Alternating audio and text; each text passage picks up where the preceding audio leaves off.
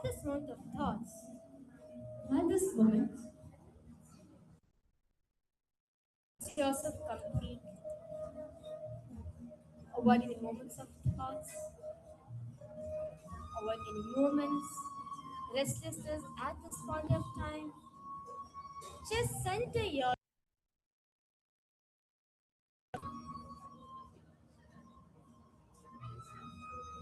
bring your awareness.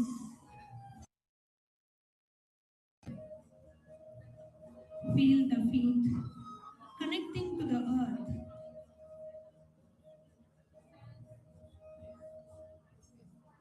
Bring your awareness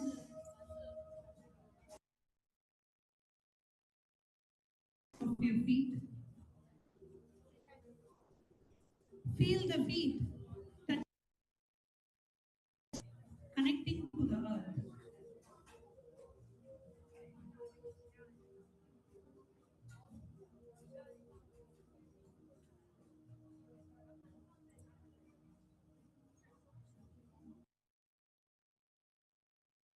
Slowly move your awareness to your ankles, to your calves, to your thighs. With each body part, you touch with awareness. Feel it. Soften and release.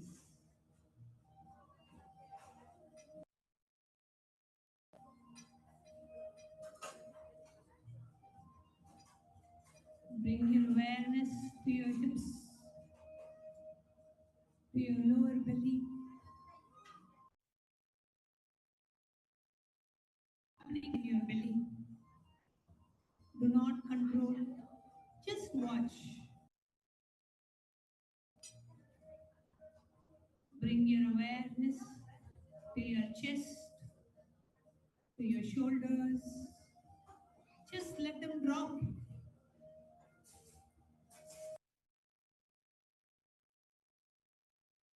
To your arms, to your hands, to your fingers.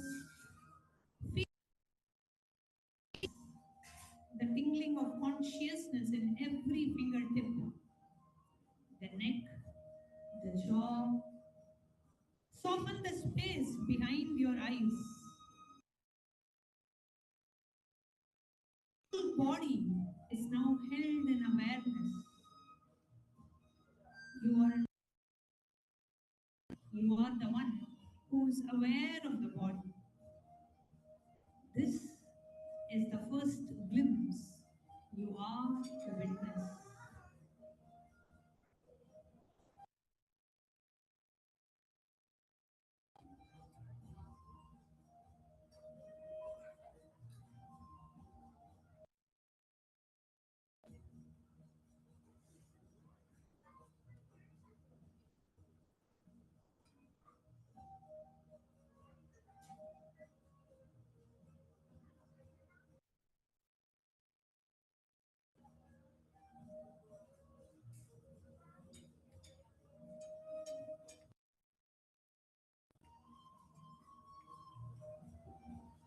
now. Shift your awareness to the inner stream. Thoughts will arise. Let them. Do not follow them. Do not judge them. See each thought as a cloud, vast sky of your awareness. A memory, a plan,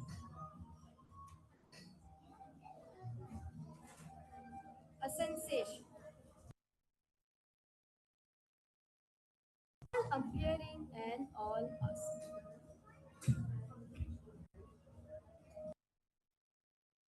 Thoughts. You are the space in which thoughts arises and disappears.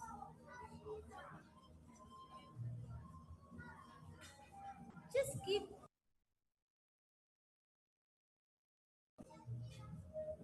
each and every thought arising in your at this moment.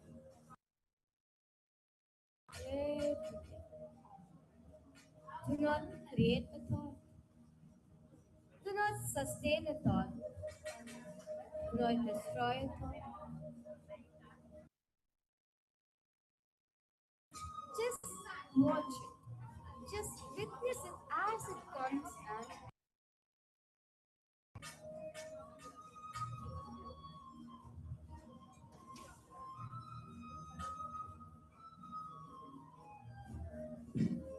The thought has no is yours. The moment you simply watch, the thought is keep watching. If you get lost, the moment you realize that very realization is the witness emerging.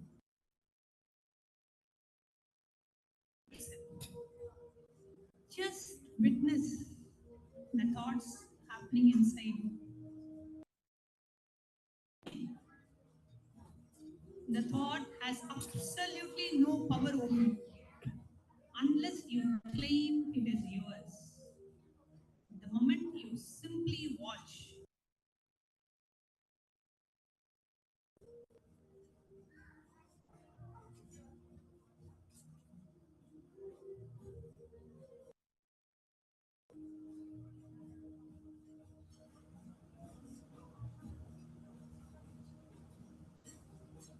just keep watching.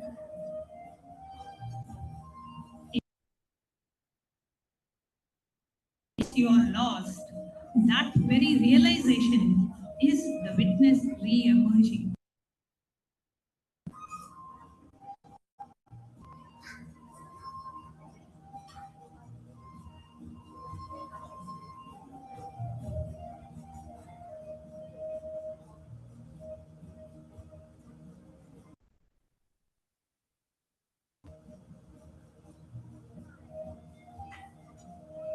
Now,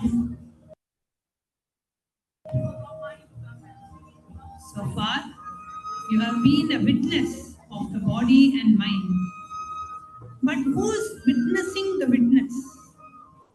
Turn the light itself.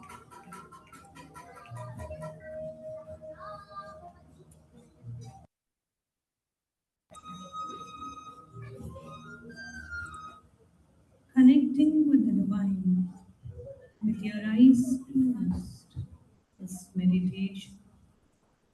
Connecting with the divine. Come, let us now move from meditation slowly, very slowly. Please open your eyes.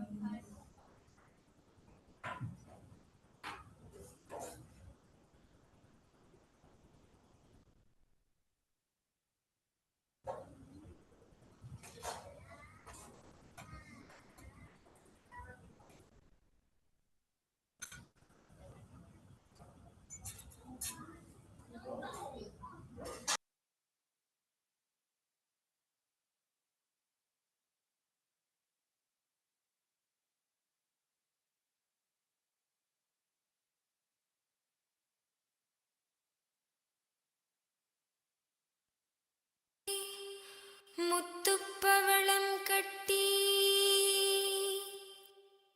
Annie പൊന്നാലാന വണ്ണത്ത് ഊഞ്ചൽ നിത്യാനന്ദമായാടിടയ നിത്യാനന്ദാടിടയ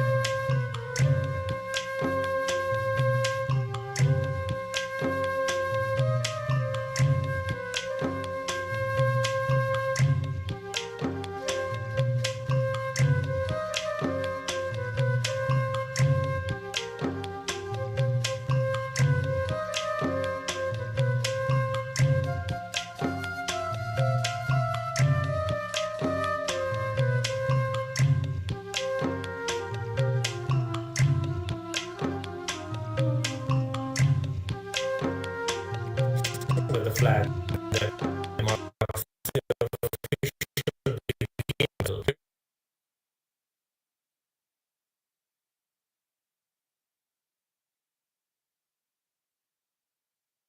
கையா கைகட்டி நாங்களும் சேவகரானும் நீ மகிழ்ந்தாடும் காட்சியை காணுதற்கே நித்யானந்தமாயாடிடையா நித்யானந்தாடிடையா நித்யானந்தமாயாடிடையா நித்யானந்தாடிடையா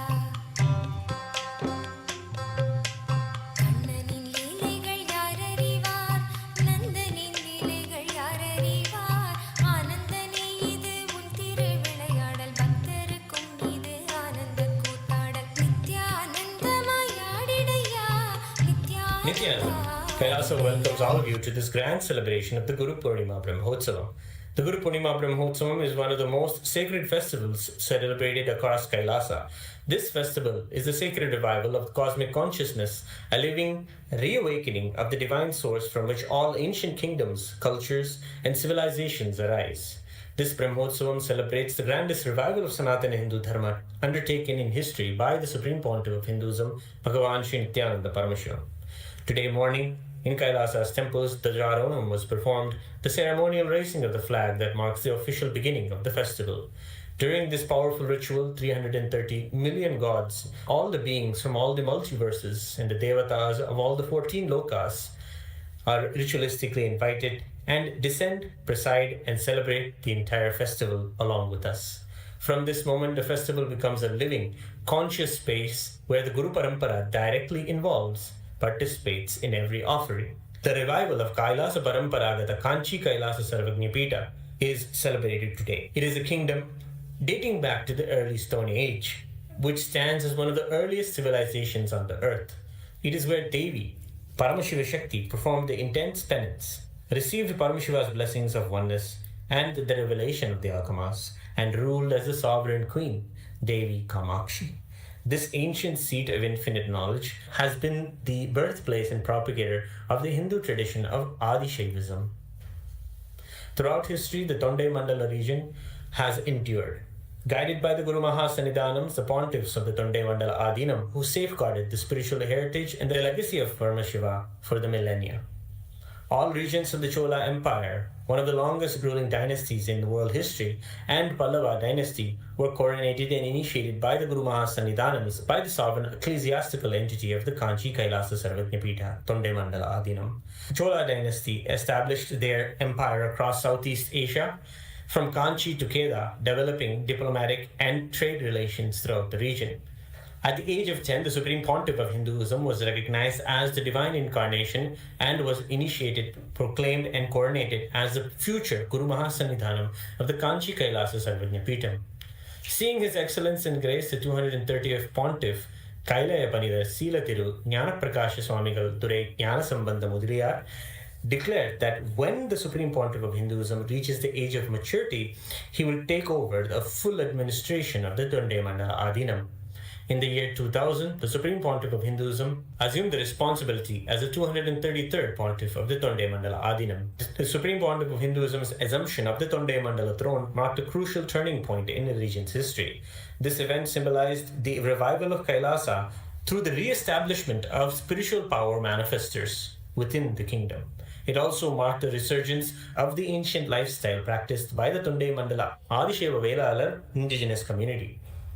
Despite facing persistent persecution through physical attacks and blatant lawfare, the Supreme Pontiff of Hinduism remains the sole hope for the survival of Kanchi Kailasa Sarvabhutebhyo.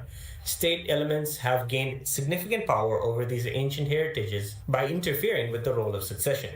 However, the Supreme Pontiff of Hinduism has transcended the limitations imposed by offensive forces and expanded the Adi Shaiva's lifestyle of Tonde Mandalam to the entire world. This expansion has effectively made the tradition deathless, ensuring that the authentic lifestyle born in Kanchipuram by Paramashiva will never be diluted or destroyed. As we embark on this 21-day journey through the ancient kingdoms of Kailasa, let us reflect on the profound heritage of the Kailasa Paramparagata Kanchi Kailasa Sarvabhutebhyo. May the Supreme Pontiff of Hinduism's hard work and dedication inspire us to awaken the genetic memory of our ancient ancestors and carry forward the torch of enlightenment, for generations to come. In Kailasa's Utsava Mandapams around the world, the deities of the Supreme Pontiff of Hinduism grace in the Kamakshi Alankaram as the Divine Mother herself, embodying ultimate power, motherly grace, and divine will. The Guru Mandala of the Kanchi Kailasa Sarvagnya Pita, hailing from Paramashiva to Kamakshi and to the Guru Mahasannidhanams of Tonde Mandalam, will also be worshipped today. Let us now offer puja, where we mirror the neurological activity of the higher vertical time zones, and gain access, offer our gratitude and worship to the sacred Guru Parampara of Kanchi Kailasa Sarvagnya Pita, the Supreme Pontiff of Hinduism Bhagavan Sri Nithyananda Paramashhivam, and his deities in Kailasa's temples around the world. Om Sahasradala Pankaje Sakala Shita Rashmi Prabham Varabhayakarambujam Vimalagandha Pushpambaram Prasanna Vadanekshana Sakala Devata Rupinam Smare Shirasi Hamsakam Tadabhidana Purvam Kurum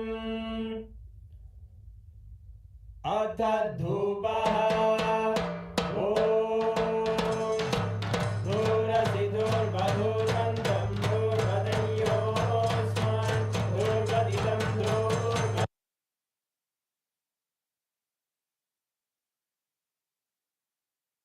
Devadamati Saspidamam Vapridamam Jashtatamam Mannitamam Devautam Abharitamati Avirdanam Drigam Haswamakwaha Chakshusha Prekshirma Perma Samvikta Matvaikam Vishum Shri Sarvadeva Devi Swarupaya Bhagavate Shri Nithyananda Paramashivaya Namaha Dhuvamagrapayami Atha Deepaha Om Uddipya Svajata Vedo Bhagnim Nirvidim Mama Pajogajyamagyamavahajevanam jadisho disha Manohikam tirjatavedo ramashvam purusham jagate Abhibhradagnaagahi shriyama paripataya Shri Sarvadeva Devi Swarupaya Bhagavate Shri Nithyananda Paramashivaya Namaha Devam Sandarshayami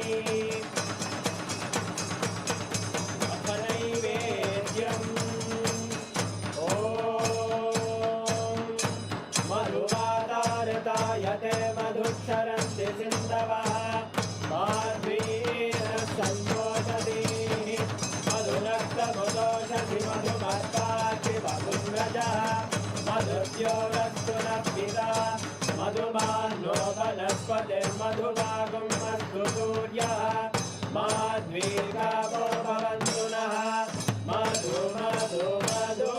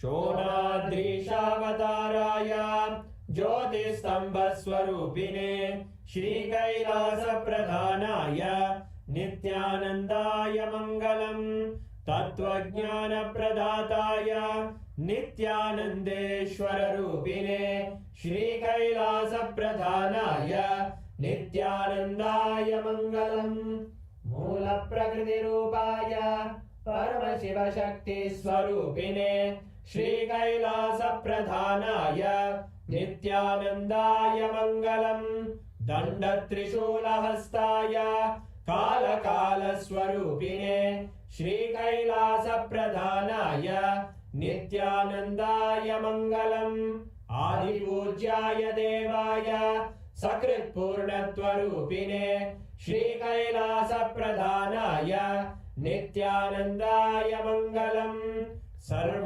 सर्वाभयविनाशकाय शत्रुसंहाररूपिणे श्रीकैलासप्रधानाय नित्यानन्दाय मङ्गलम् योगभट्टाभिषिक्ताय राजसन्न्यासधारिणे श्रीकैलासप्रधानाय नित्यानन्दाय मङ्गलम् सार्वभौमैकपत्याय राजराजार्चिताय च श्रीकैलासप्रधानाय नित्यानन्दाय मङ्गलम् मङ्गलम् कल्पवृक्षाय मङ्गलम् ज्ञानदायिने परमशिवाय श्रीनित्यानन्देश्वराय मङ्गलम् मङ्गलम् श्रीविद्याम्बायै मङ्गलम् कामदायिन्यै सर्वमङ्गलदात्रे नित्यानन्देश्वर्यै मङ्गलम् मङ्गलम् गुरुदेवाय मोक्षमूलाय मङ्गलम् परमावताराय नित्यानन्दाय गुरवे मङ्गलम् हरि ओम् तत्सत् सर्वम् भगवत् श्रीनित्यानन्द शिवार्पणमस्तु ॐ नित्यानन्दम् நித்யானந்தாடிடையா வாயுவின் தேகத்தில் நீயாட பார்க்குழல் கொஞ்சம் அசைந்தாட ஜல் ஜல் என்றே கொலுசாடும் பக்தர் மனம் இங்கே கூத்தாடும் நித்யானந்தமாயாடிடையா நித்யானந்தாடிடையா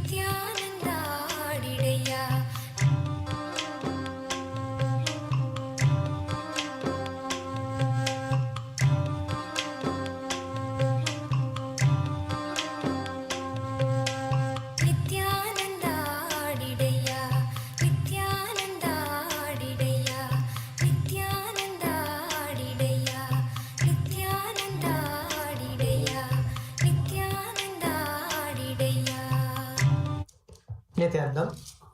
As each and every one of us are enjoying the darshan of the Supreme Pontiff of Hinduism, Bhagavan Sri Nithyananda Paramashivamam, let us all take a few moments to welcome all our friends, family, and everyone around us to watch and have the darshan of the Supreme Pontiff of Hinduism.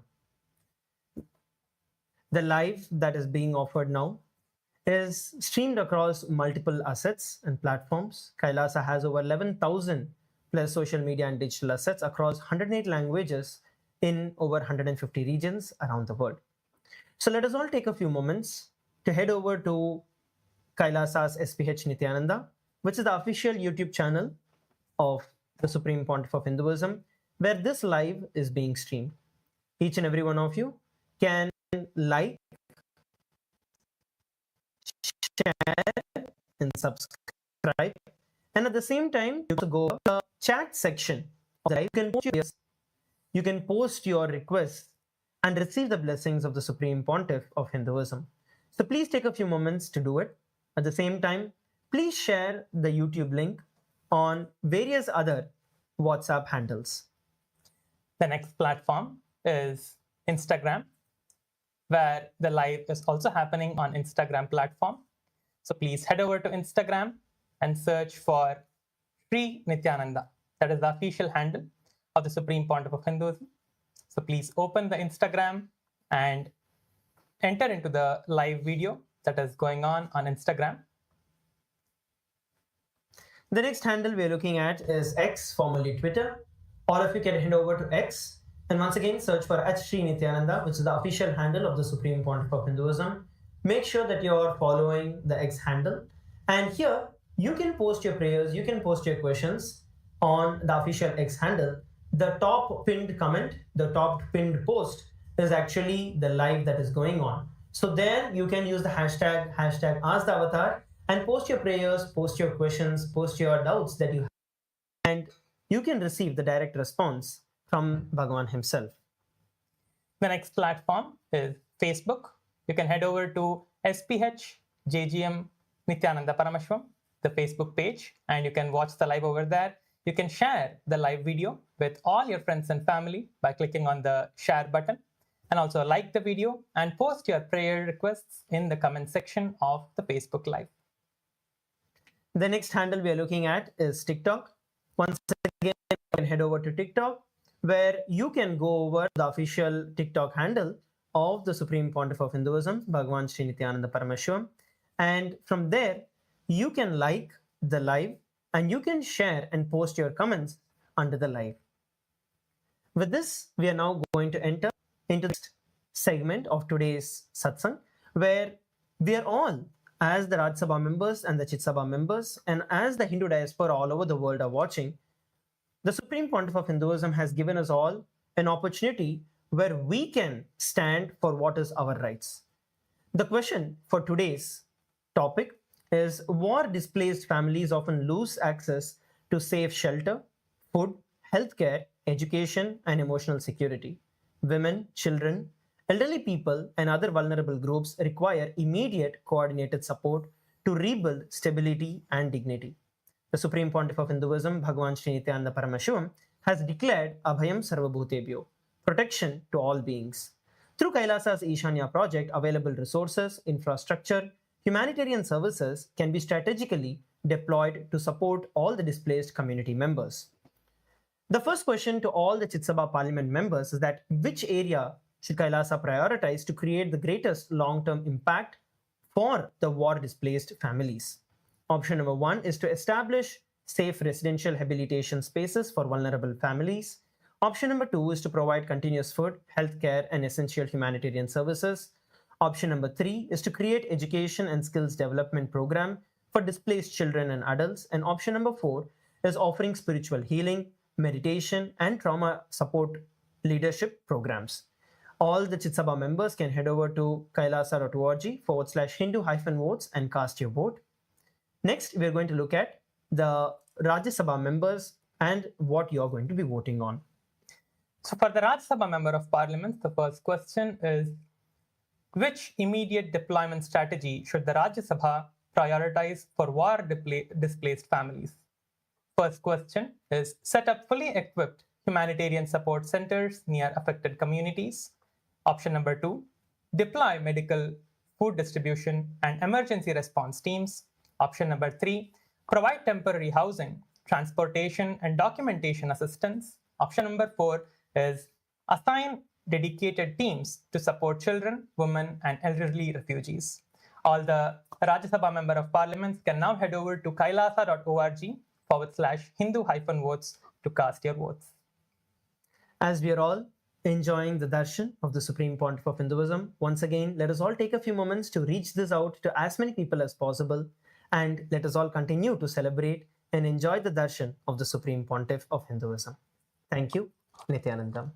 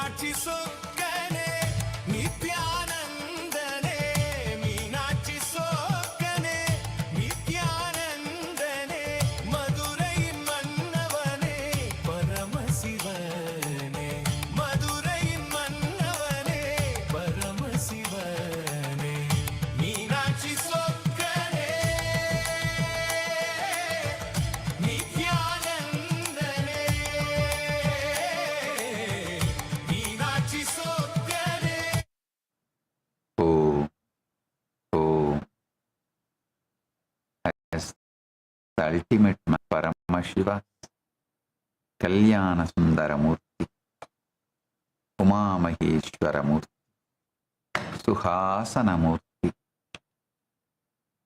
Umeshamurti, Gauri Leela Samanvitamurti, Gauri Varapratamurti. I bless you all with Paramadvaita.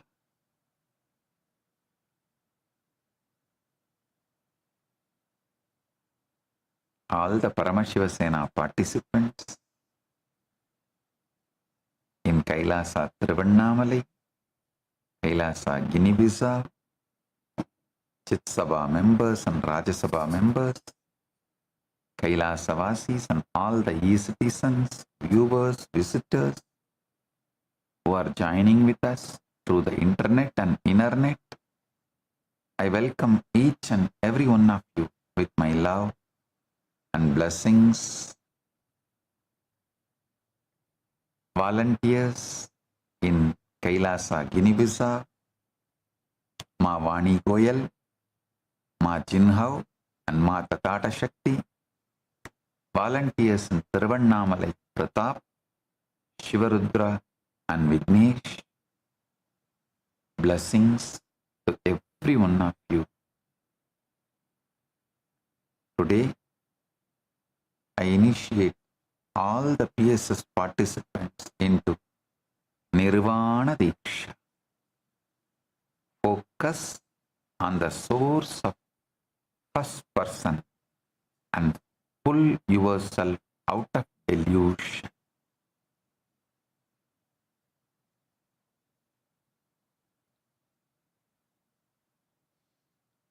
Paramashiva's direct message from Mahakailasa. Listen. Manifestation is Swatantriya, the sovereign freedom of consciousness inherently, infinitely available to you. Just two words. Anything your brain can believe, cognize, anything your brain can cognize and believe, it is done. Listen. Always to manifest, stretch your brain, but your brain should believe it is possible.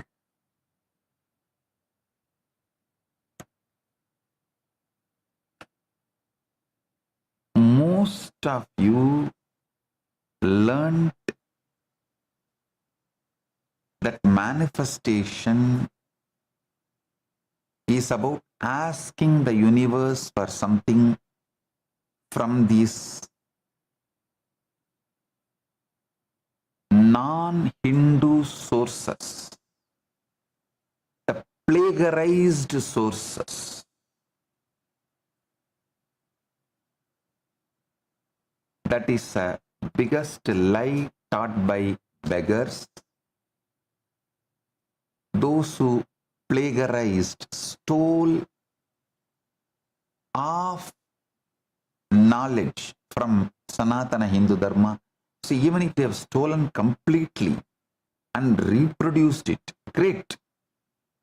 But to reproduce Hinduism, you have to be only enlightened. Only an enlightened being can reproduce the Sanatana Dharma as it is with the context.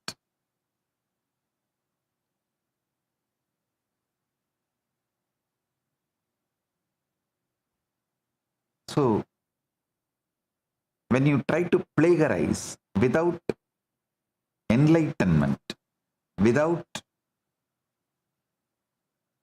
living it in your nervous system,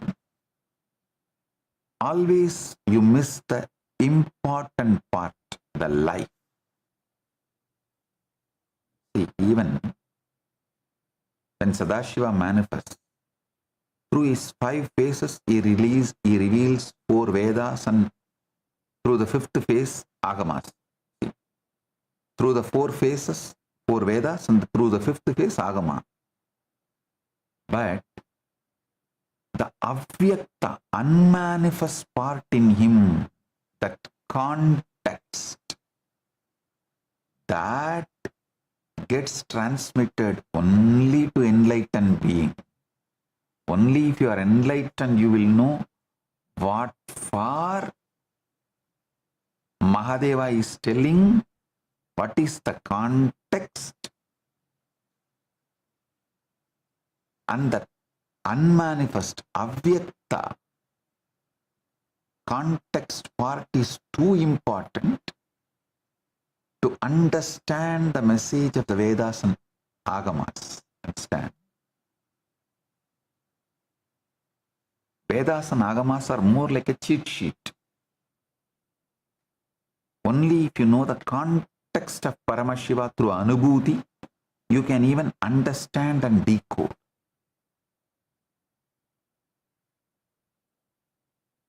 Those non-Hindu sources, which has just stolen the cheat sheet and tried to translate and play with it, always mess up their life and others' life. So listen, those non-Hindu sources, I should even use the word anti-Hindu sources,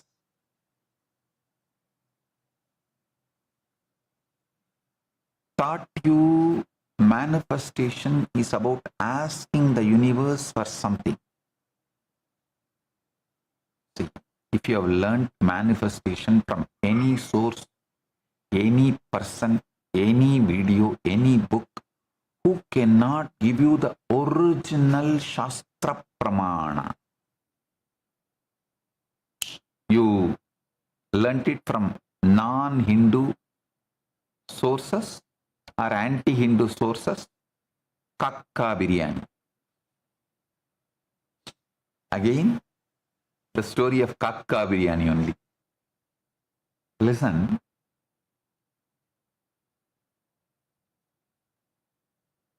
Paramashiva beautifully reveals to his disciples. Paramashiva revealed the Agama to many people, sometimes to some rishis, sometimes to his own different manifestations, sometimes to Garuda, sometimes to Nandi, sometimes to Subramanya. Paramashiva reveals in Vedagama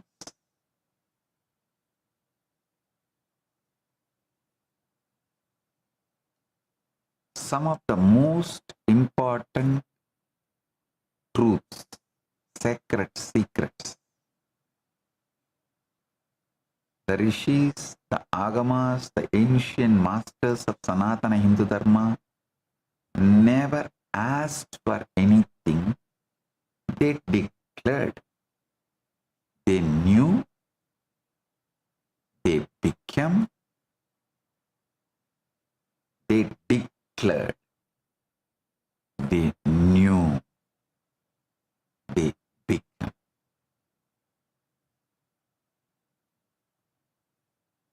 The word Swatantriya in the Agamas means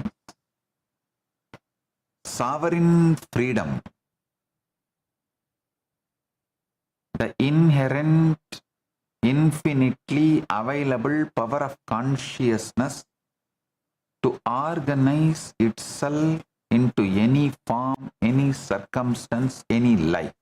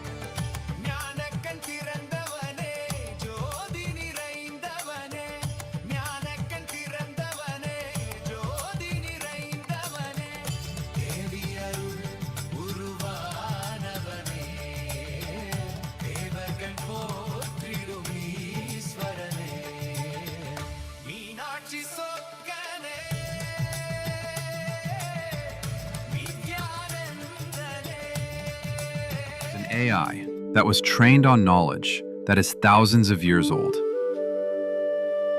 Not scraped from the internet, not generated by another AI, but real, ancient human wisdom, digitized for the very first time. We're talking about 20 million source texts, 2 petabytes of curated knowledge, over 60,000 people who helped make it happen. And at the center of all of this is one person whose life's work made it possible. Today, we're talking about Ask Nithyananda AI, and why this might be one of the most important AI projects happening right now. Stay with me, because this one is different.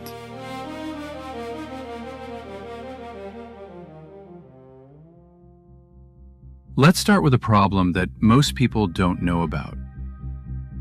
The biggest AI companies in the world, OpenAI, Google, Meta, they're all hitting a wall. The industry actually calls it the data wall. They've basically run out of good, fresh, high-quality text on the internet. And nobody knows where the next source of real knowledge is going to come from. That's where Ask Nithyananda AI comes in.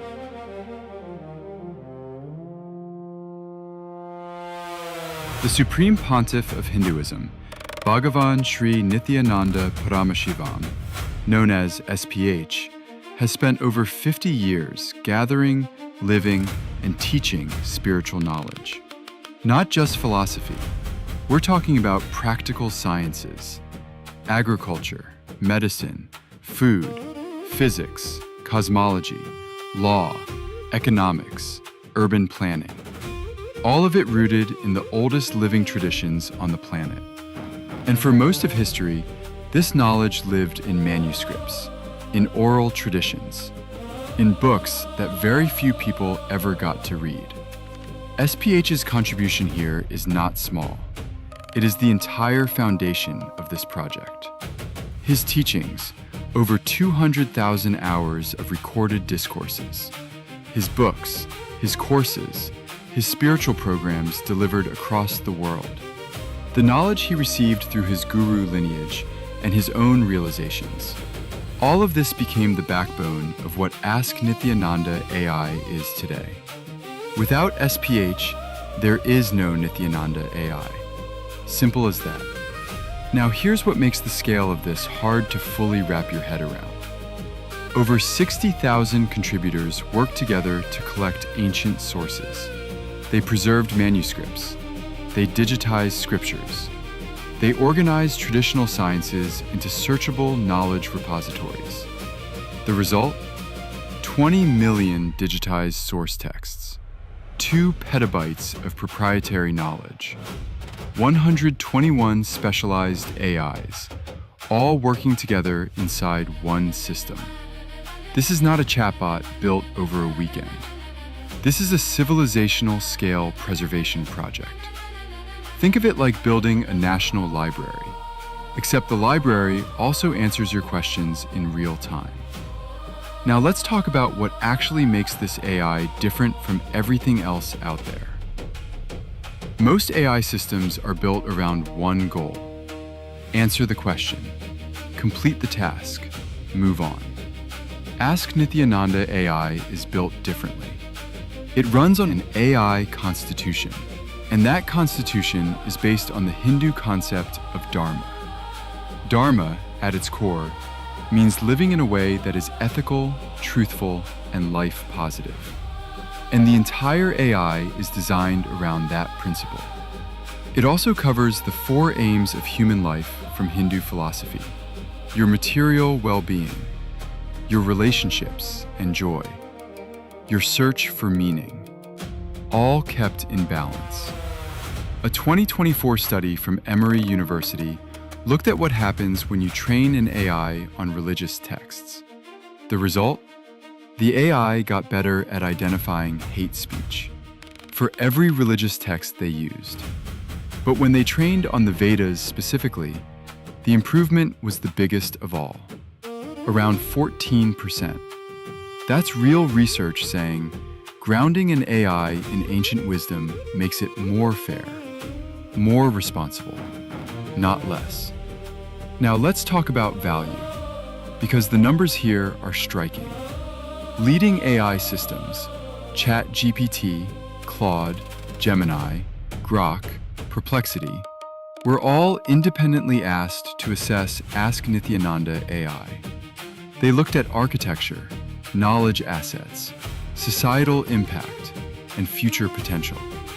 The commercial valuation came in between $20 million and $500 million. The total social and economic value, between $3.2 billion and $11.5 billion.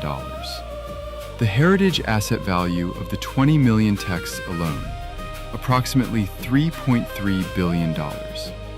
And the value delivered to each active user, between $5,300 and $20,000 per year. These are not marketing numbers. These came from independent AI assessments. So what can you actually do with Ask Nithyananda AI? You can ask it questions about health, relationships, purpose, and daily life, and get answers rooted in thousands of years of tested wisdom. You can explore ancient sciences that were never available in digital form before. You can access the kind of depth that simply doesn't exist anywhere else on the internet. This is what preservation looks like in the 21st century. We are living in a moment where ancient knowledge could disappear forever. Or it could be saved and made more accessible than ever before. Ask Nithyananda AI is choosing the second path, and SPH's lifetime of work is the reason any of this is even possible. Want to try it yourself? Just visit ask.nithyananda.ai or scan the QR code on your screen right now.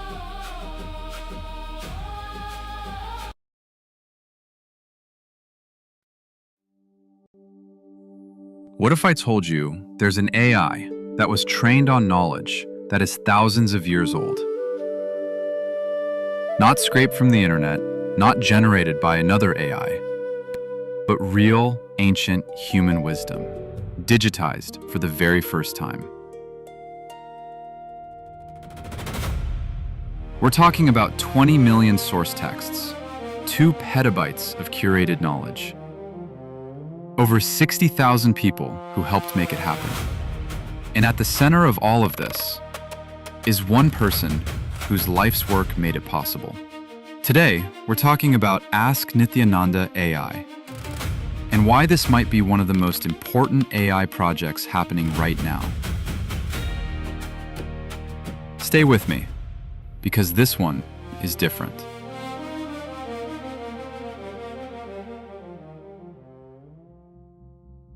Let's start with a problem that most people don't know about. The biggest AI companies in the world, OpenAI, Google, Meta, they're all hitting a wall. The industry actually calls it the data wall. They've basically run out of good, fresh, high-quality text on the internet. And nobody knows where the next source of real knowledge is going to come from. That's where Ask Nithyananda AI comes in.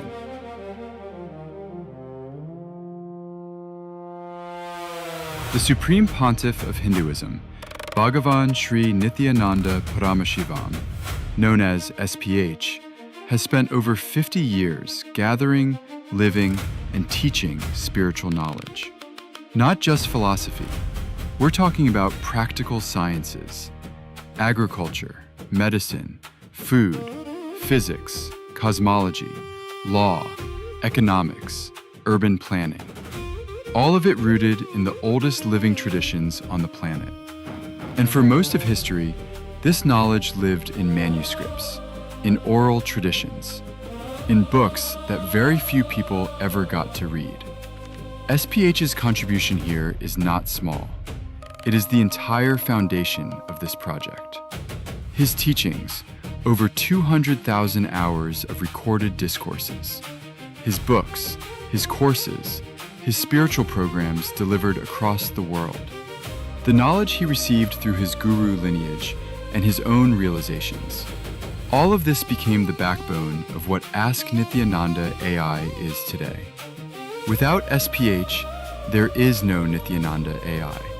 Simple as that. Now here's what makes the scale of this hard to fully wrap your head around. Over 60,000 contributors worked together to collect ancient sources. They preserved manuscripts.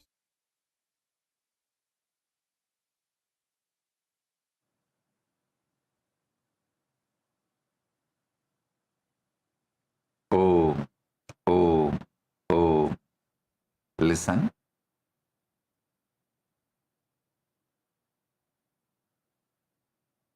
The word Swatantriya in the Agamas means sovereign freedom, the inherent, infinitely available power of consciousness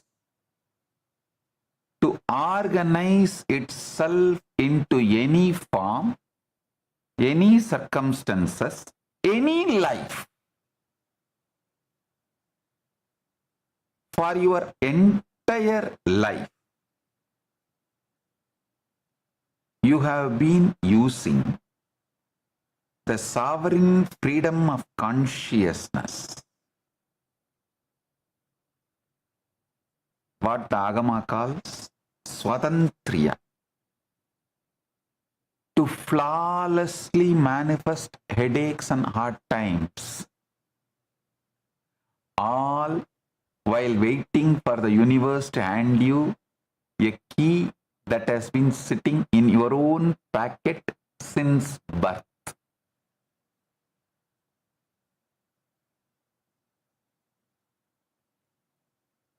Your cognition is the most powerful transmutation engine in existence.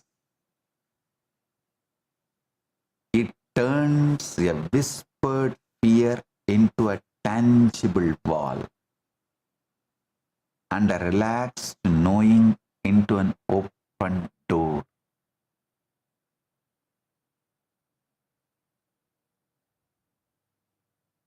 So, as I reveal this truth to you, listen. You should also know when you consciously decided to manifest something and declared, from that moment only your conscious declaration starts manifesting. All other this unnecessary fears, sudden anxiety spikes, nothing matters. All those things will not manifest. Only your conscious declaration manifests, and universe organizes itself for that. Listen.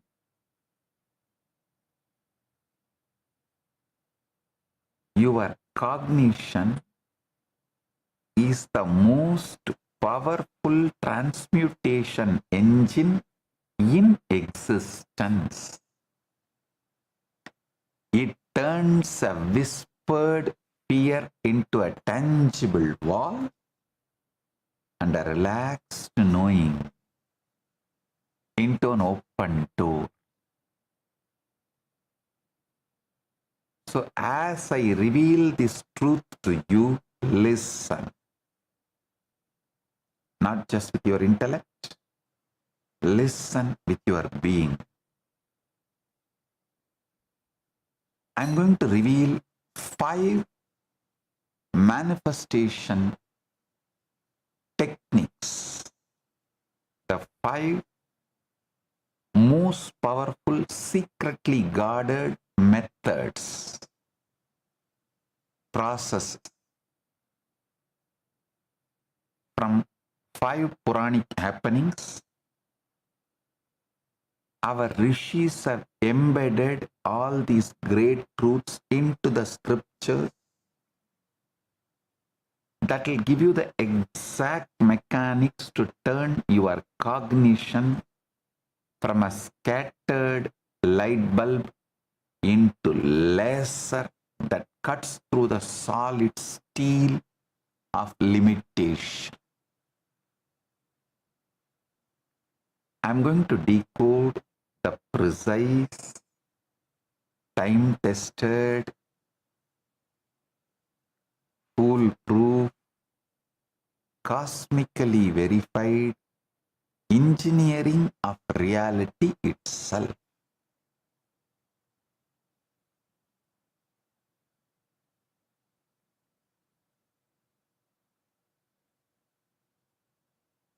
Listen.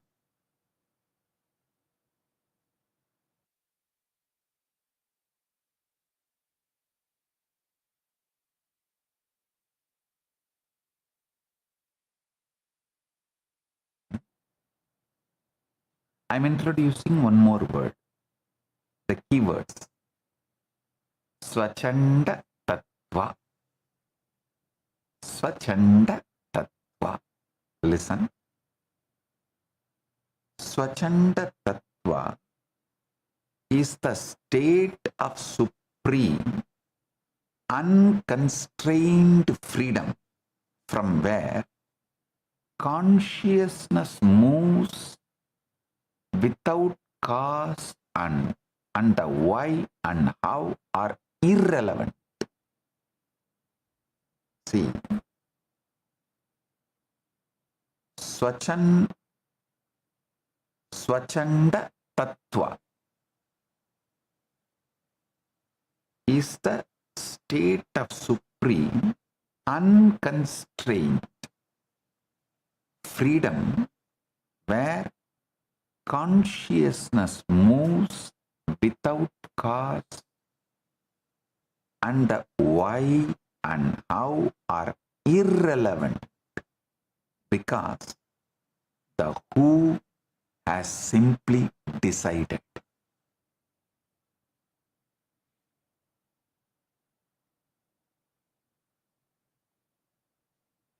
Because the who has decided, why and how are irrelevant.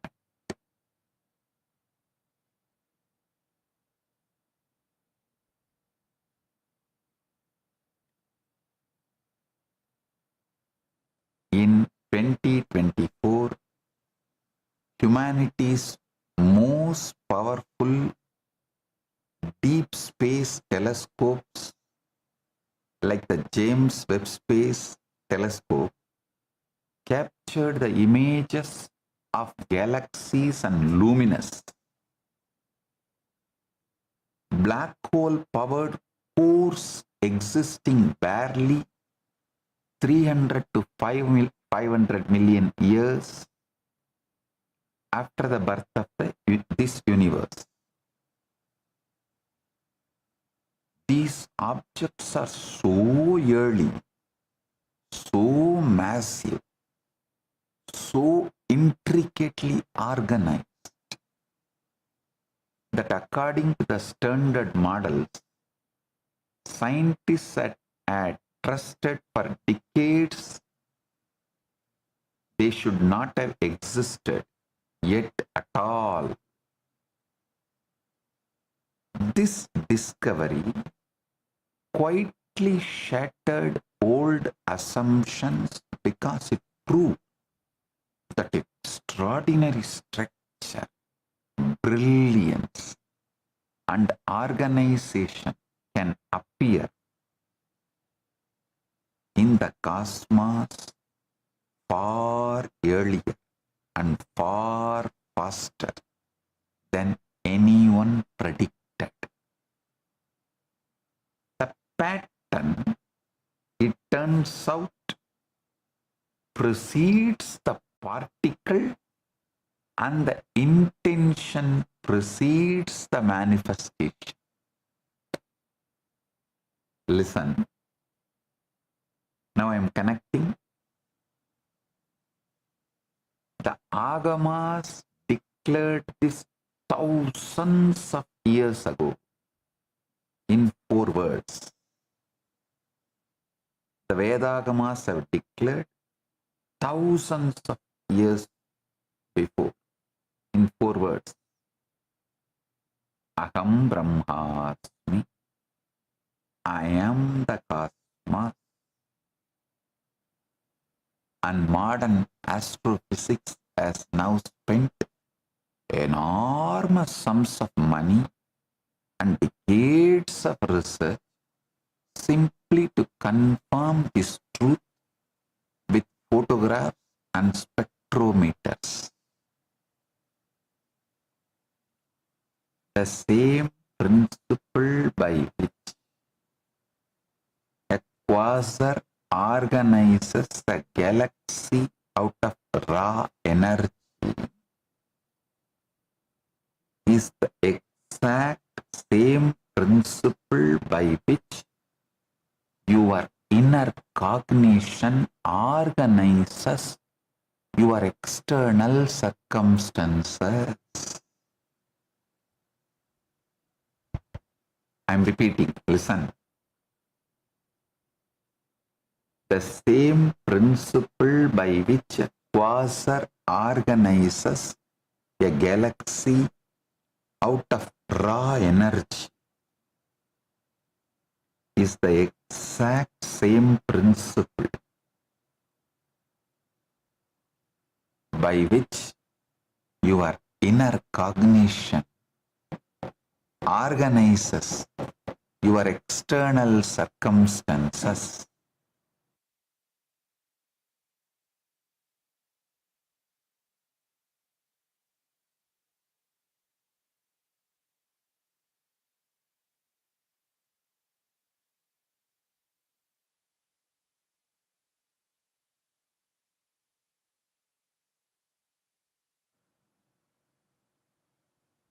Listen. The same principle by which quasar organizes a galaxy out of raw energy is the exact same principle by which your inner cognition organizes your external circumstances. You are already a flawless cosmic broadcaster operating this magnificent inner instrument every single day. And the only tragedy is that you have been unconsciously using it to broadcast scarcity, self-doubt, and fear, and calling the result your unlucky life. I am repeating. Some of these truths I want to repeat. You are already a flawless cosmic broadcaster operating this magnificent inner instrument every single day. And the only tragedy is that you have been unconsciously using it to broadcast scarcity, self-doubt, and fear, calling the result your unlucky life.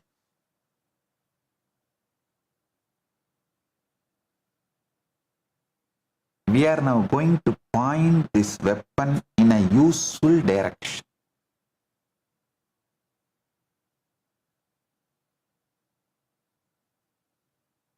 Listen. The first technique is Anahata centered. Anahata prana chakratam. In English, heart mode breath. Your heart, Anahata chakra, is is the powerful pranic energy releaser. The pranic energy you release from your heart directly makes your life. Listen.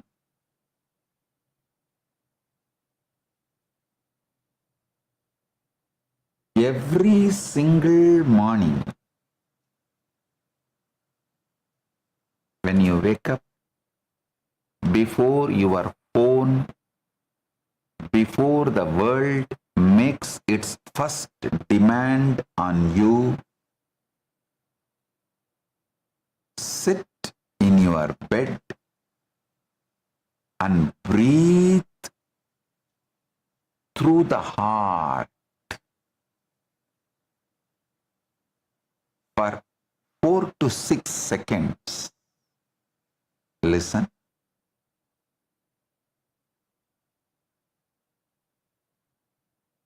Breathe in through your heart for 4 to 6 seconds. Then hold the same 4 to 6 seconds, whatever time you took to breathe in. Hold and release through the mouth the same 4 to 6, like a 1, 1, 1, same measurement. If you inhale 4, then hold 4, exhale 4.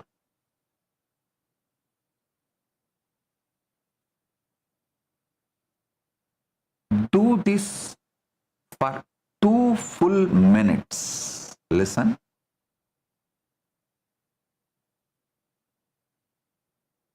Yoga Vasishta tells this technique through the story of the Queen Chudala and King Shikidvaja. I want to repeat. Essence Uttama, best of Ramayana is Yoga Vasishta. Best of Mahabharata is Bhagavad Gita.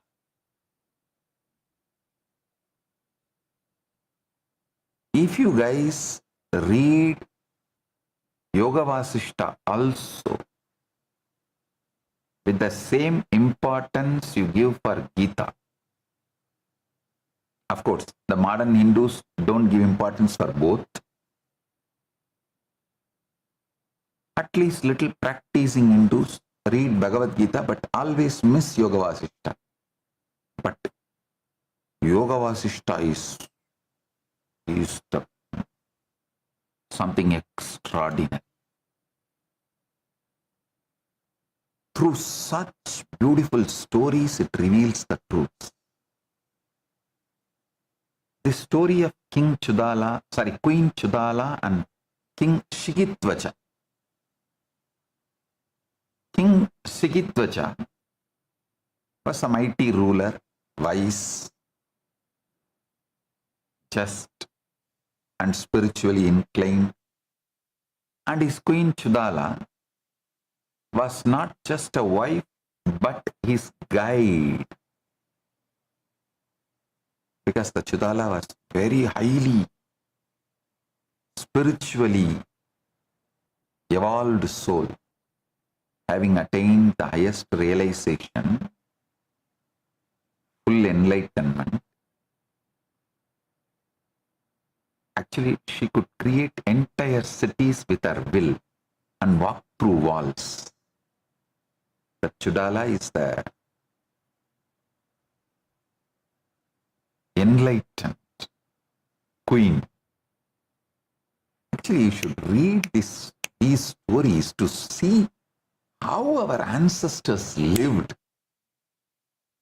These are not story, real history, documented history, not some myth. She was, in a way, guide for King Shikidvaja.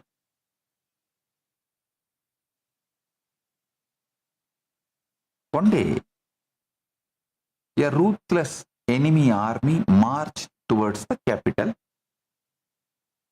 The court panicked. The generals trembled. And Shikidwaja felt his heart race, his vision narrow, and his breath became shallow. He was in full fear mode, replaying the worst case scenarios and unable to sleep. That night, the queen, Chudala, she watched his agitated breathing.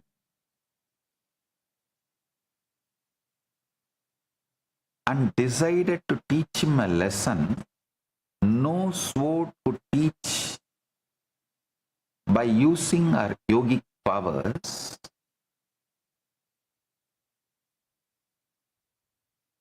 she created terrifying illusion where the bed chamber was on fire and he jumped in terror, but it vanished. She did this 7 times. First, fire. The king Sikidwaja, he jumped out, but it vanished. Then the enemy inside the palace, he again jumped out of the bed and it vanished. Each time, his body reacted with a full fight or flight, and each time he exhausted himself completely. Listen.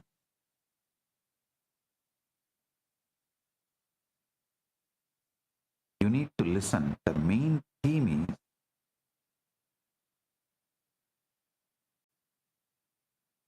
what consciously you hold, your nervous system should radiate. I'm going to give you the technique for that. Your nervous system should live it.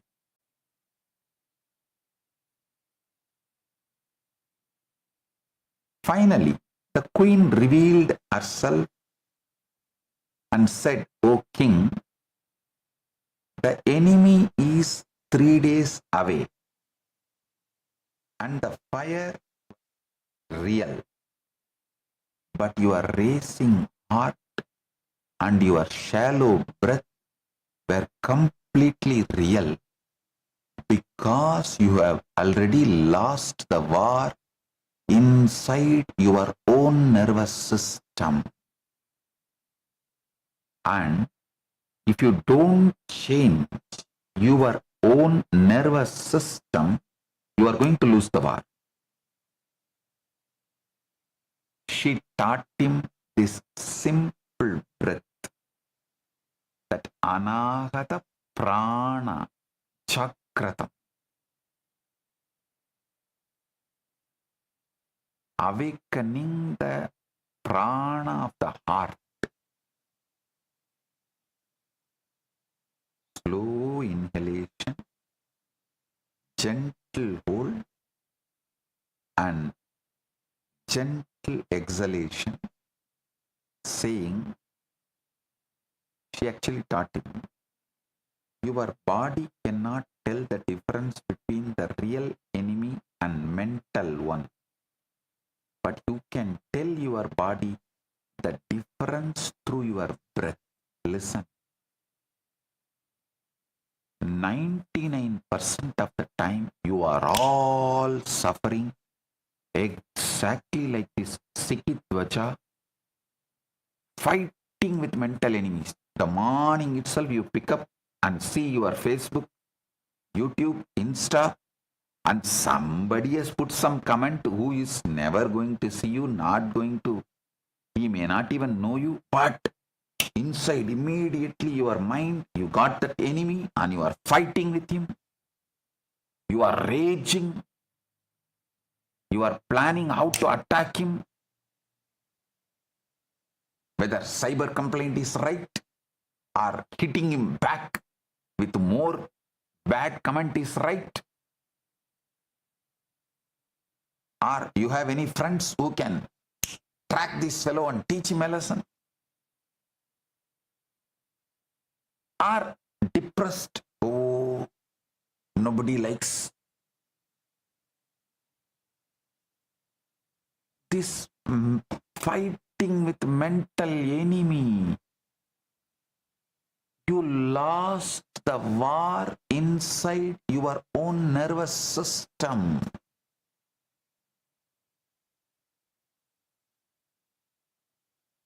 The negative conformational bias sets in.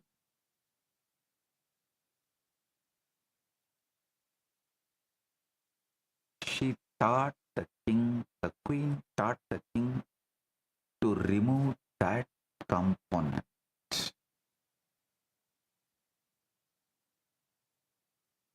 He practiced that night. He breathed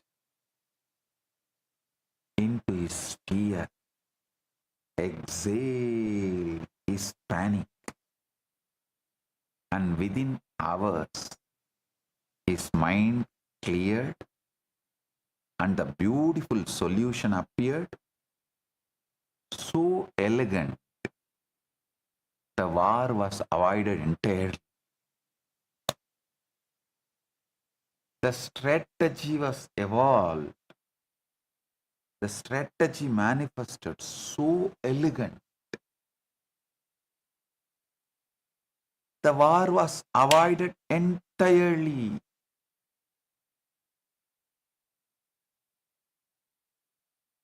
When the enemy army arrived, they found the king so calm and so radiating certainty. The enemies got frightened. They laid down their weapons without a single arrow being fired. And the war did not happen. Without even war happening, the king Sikitvaja won.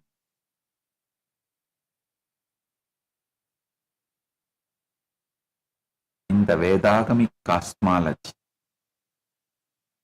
Nigamagamic cosmology, understand Nigama means Veda.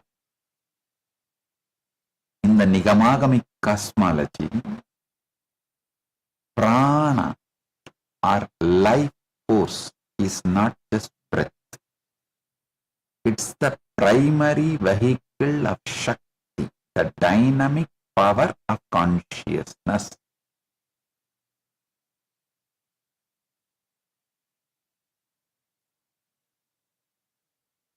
The first tattva to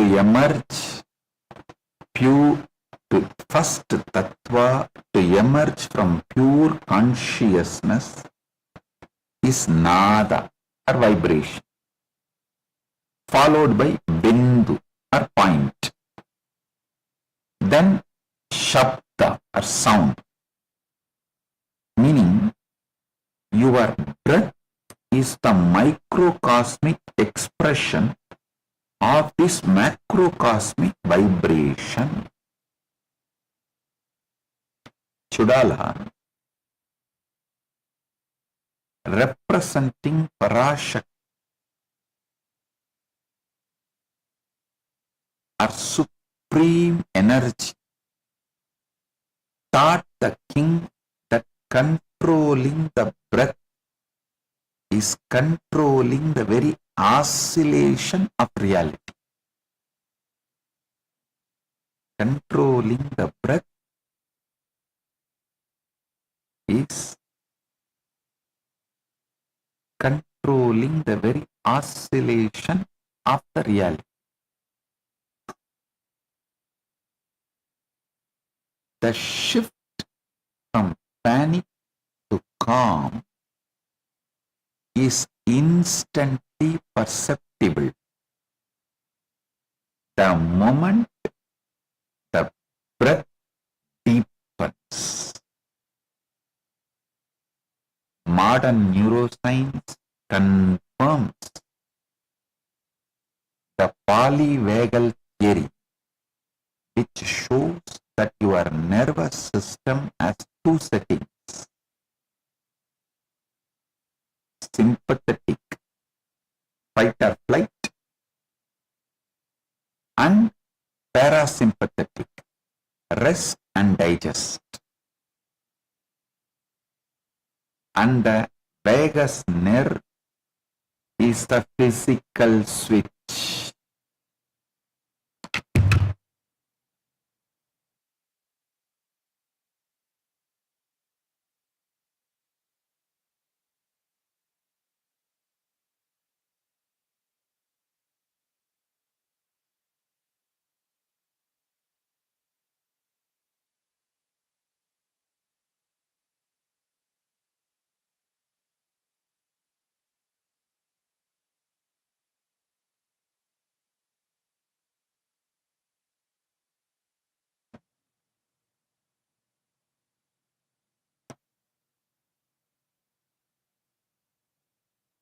Vagus nerve is the physical switch. Research on heart rate variability, HRV, shows that slow, rhythmic breathing, specifically the 4-4-4 pattern, 4-4-4 pattern increases the HRV, which is directly correlated with cognitive flexibility, emotional regulation, and the brain's ability to perceive opportunities rather than threats. Listen. This 4-4-4. Actually, when you do 4-4-4, you will end up in holding little more than 4. That is okay. In practical sense. Because only after counting the 4 you will start exhaling. By the time the exhaling starts, it will be little more than 4. That is okay, no problem. This 4-4-4 pattern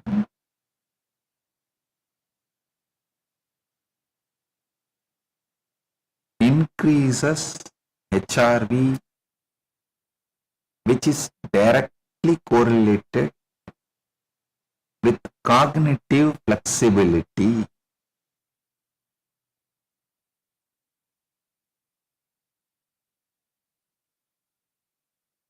Emotional regulation, and the brain's ability to perceive opportunities rather than threats. The heart's electromagnetic field, measured by magnetocardiography, extends several feet beyond the body. The heart's electromagnetic field, measured by magnetocardiography, extends several feet beyond the body, precisely as our ancient rishis, Vasishta describes in Yoga Vasishta. Your 2 minutes of morning breath is not just relaxation, they are cosmic recalibration, where you are telling your nervous system, I am not being chased. I am not suffering any nightmare. I am creating. I am creating. I am manifesting.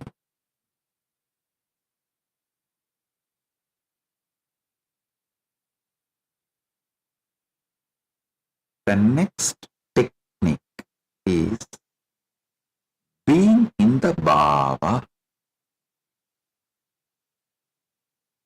the knowing state. This is not just a technique. This is you consciously training your brain, rewiring your brain to reorganize itself. This technique is very simple. Choose something small this week, a parking spot, or a specific message from your friend or the person whom you love, or a small unexpected sum of money. Choose very simple, something very small for you to gain confidence. So choose something small this week. Instead of hoping or forcing belief, simply know that it is already on its way. In the same relaxed tone, you would use to know the sun will rise tomorrow. When doubt inevitably shows up, do not argue with it or fight with it. Simply let it drift past like a passing cloud and gently return your attention to the calm certainty of knowing. Like you are Paramashiva, only that is going to manifest. Whatever other things comes and goes, doesn't matter, that and all is not going to manifest.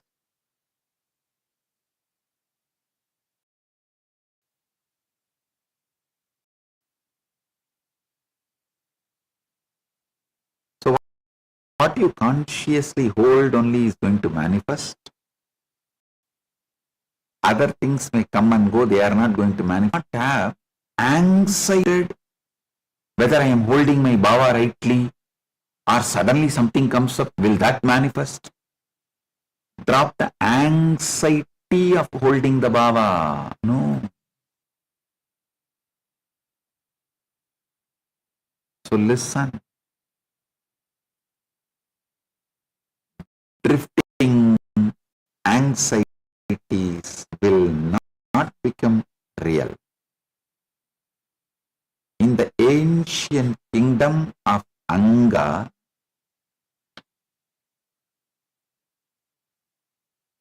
King Dadivahana ruled with his queen Padmavati. Queen Padmavati during her pregnancy had a strong longing to ride through the park on a well-decorated elephant dressed in royal garments, with her husband holding the royal parasol over her. The king granted her wish, but during the ride, the elephant suddenly went amok. Despite the mouth's best efforts to control it, running wildly through the fields and forests, the elephant eventually became calm and entered a nearby pond. The queen escaped into the forest and reached a burial ground where she gave birth to a son on her own. The boy was named Karakandu because he was delivered by his own mother.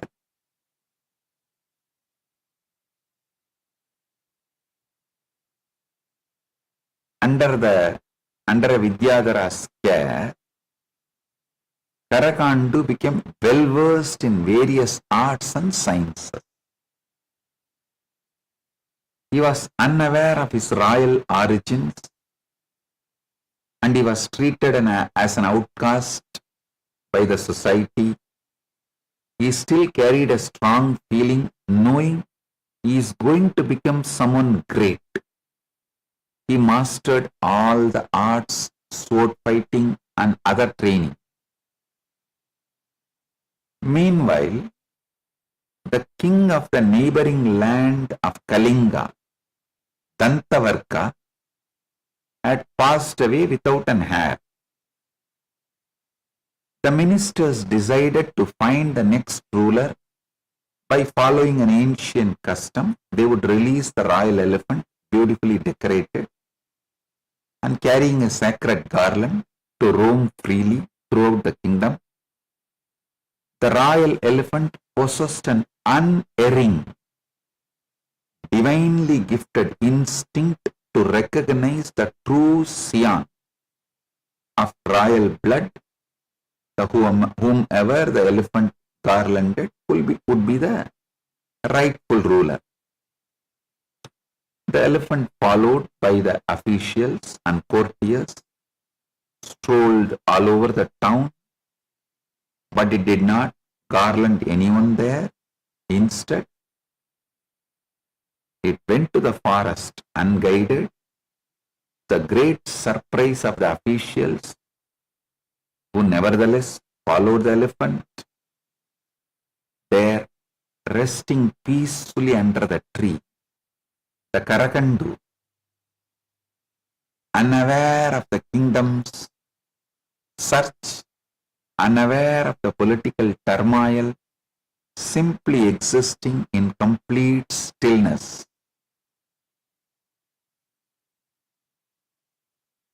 The royal elephant approached the sleeping youth and with its trunk gently placed the sacred garland around his neck. The boy woke to find himself surrounded by bowing ministers and courtiers,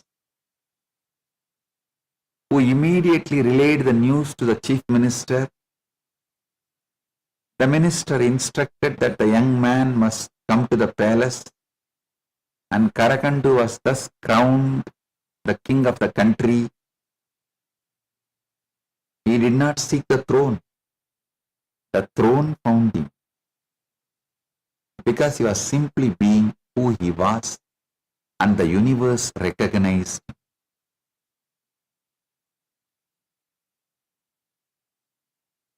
The garland represents Swatantriya, the sovereign freedom of consciousness to choose, recognize, and elevate without human interference or manipulation. Karakandu did not try to become king. He did not campaign. He did not negotiate. Did not beg. Did not strategize. Did not even know he was being sought. He simply was, and his being was so aligned with the cosmic order that the divine instrument of recognition, the royal elephant, could not mistake. Have you ever had the experience of something you deeply desired arriving exactly when you stop chasing it? Stop forcing it. Stop checking for it. This is pratyaksh, direct perception of the knowing state at work.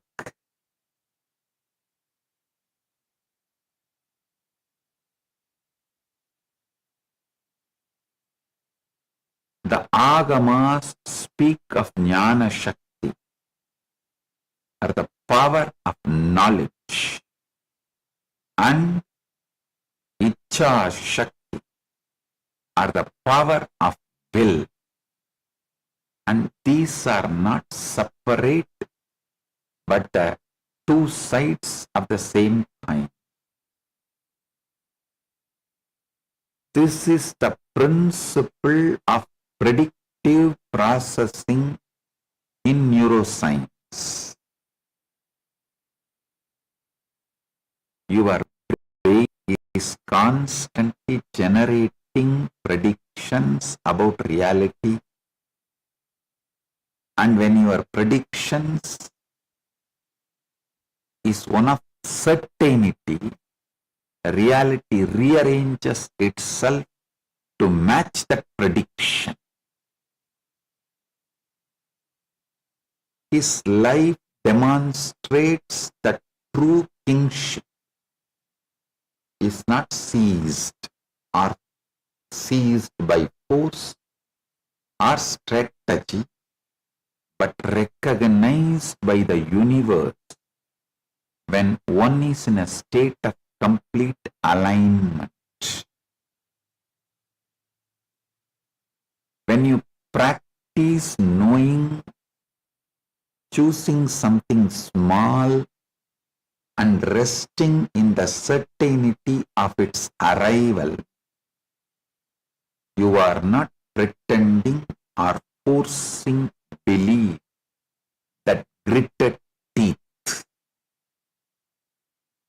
You are becoming like Karakandu, so aligned with your nature that the universe recognizes, garlands you, and crowns you without you ever having to ask, chase, or struggle for it. The knowing state is not about getting, it is about being. When you simply are who you truly are, the kingdom comes to you. Just as it came to the sleeping boy under the tree.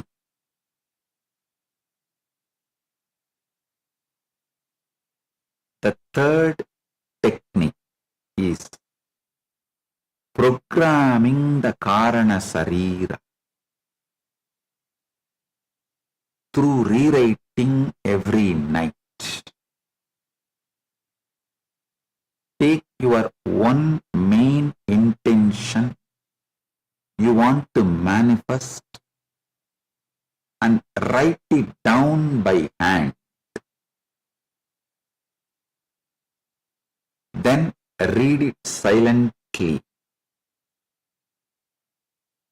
You might have observed, naturally my hand goes more like a writing on the palm leaf than the pen, because when I was narrating, I was only narrating the original context with which this method was revealed.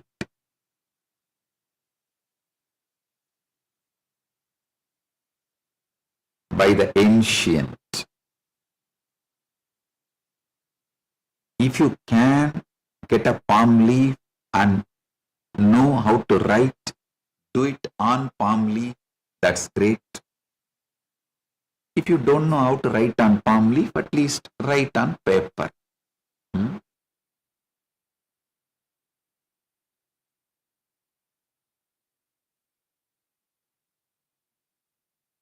Every night, take your one main intention you want to manifest and write it down by hand.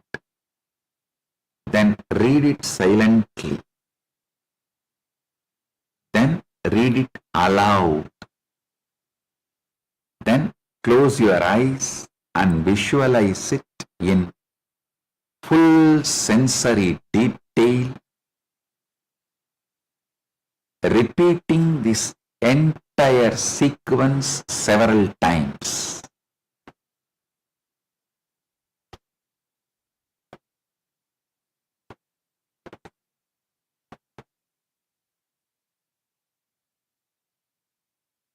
I am repeating. Take your one main intention you want to manifest and write it down by hand. Then read it silently. Then read it aloud. Then close your eyes and visualize whole the bhava in its full sensory detail.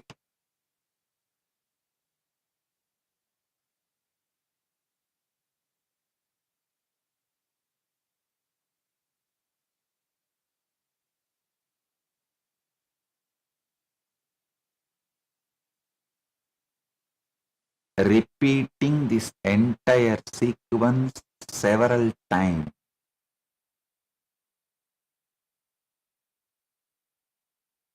You are doing in scientific term is flagging that intention as important to your own inner bouncer, which then activates the entire chain. First deciding this matter, then relentlessly scanning your environment for anything related to it, and finally driving you to act on whatever it finds. This is precisely why the moment you truly decide something matters, you suddenly begin noticing conversation, faces, and opportunities that were always present around you, but were simply never let pass the door before.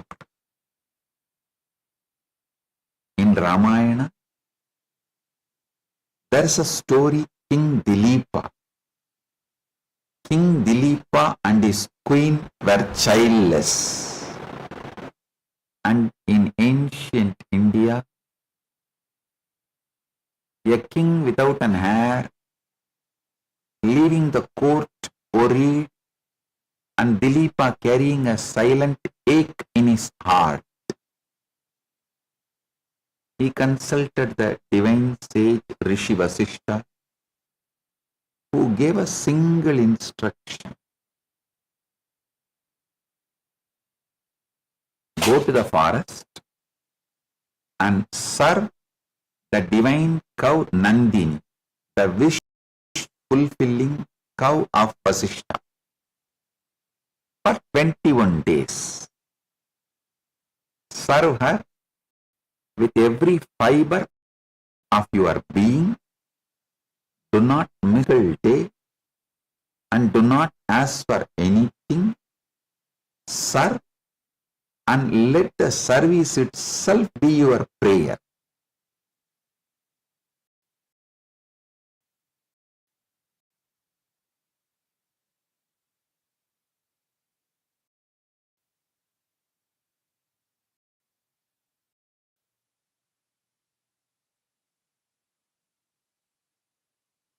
Dilipa did not complain.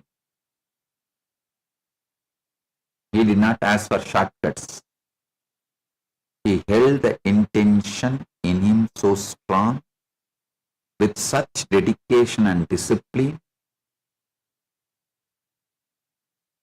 Then he would act, sweeping her path, bringing fresh grass, fanning her when she was warm, and guarding her when she slept. Day 1, his back ached. Day 15, exhaustion set in, but he did not miss a single day. on the 21st day, a divine lion was sent in order to test Dilipa. Nandini panicked. Dilipa threw his body in front of her, prepared to die to protect Nandini. And the lion, which was a test, just vanished. Nandini blessed him. Your intention is etched into the very fabric of your being. Your will have a son so powerful that he will become the grandfather of Lord Rama himself. So it happened. Dilipa was blessed with a child. His son was Raghu, the great grandfather of Rama.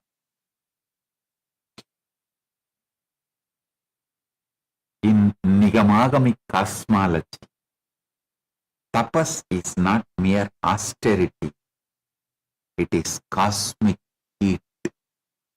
The Kan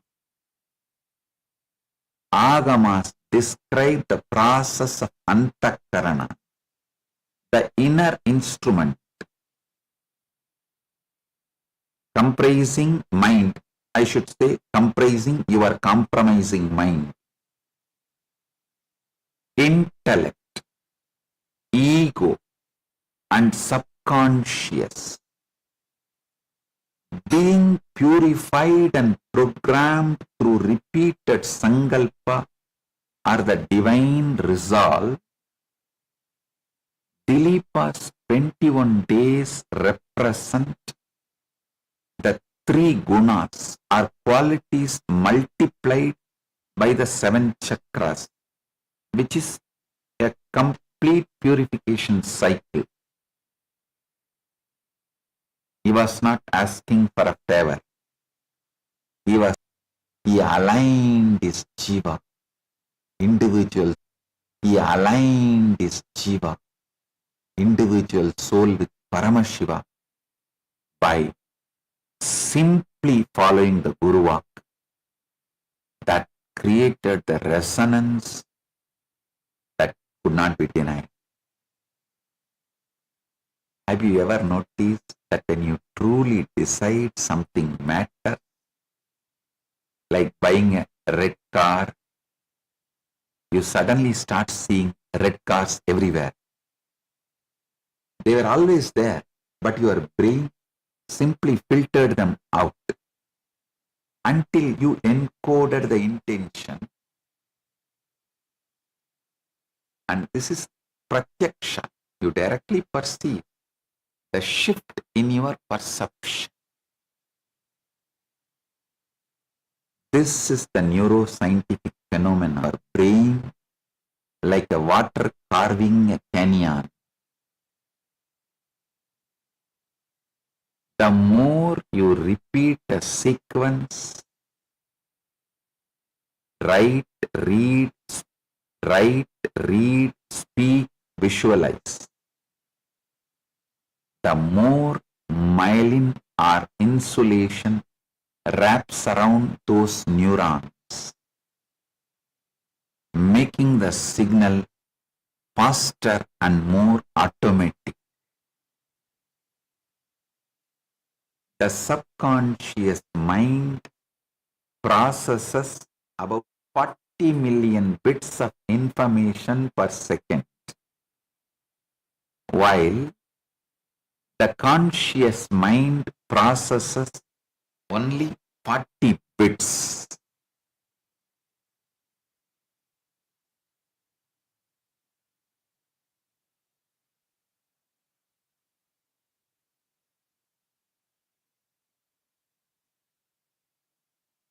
The 21-day habit formation theory has been validated by modern behavioral psychology, explains that the core principle of consistent repetition for encoding remains robust. Your 30 days of reading the life script letter at waking and sleeping are your 21 days in the forest. You are not wishing, but carving a canyon of certainty into the soft rock of your brain.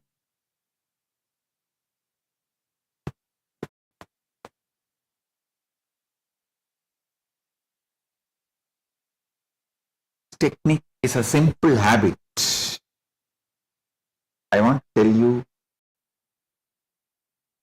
next technique is a simple habit I want you all to build with great, there is no real charge in it and nothing changes. If the goal is wildly disconnected from your current sense of self, your own mind will quietly discard it as fantasy before you have even finished writing it down. So for goal, write a heartfelt letter of gratitude entirely in the past tense as though it has already happened, describing not only the outcome itself but exactly how your life and your feelings have changed as a result.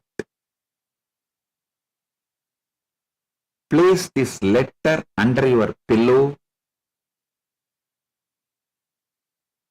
or on your nightstand, or keep it with your Atma Linga. Read it the very moment you wake, before sleep,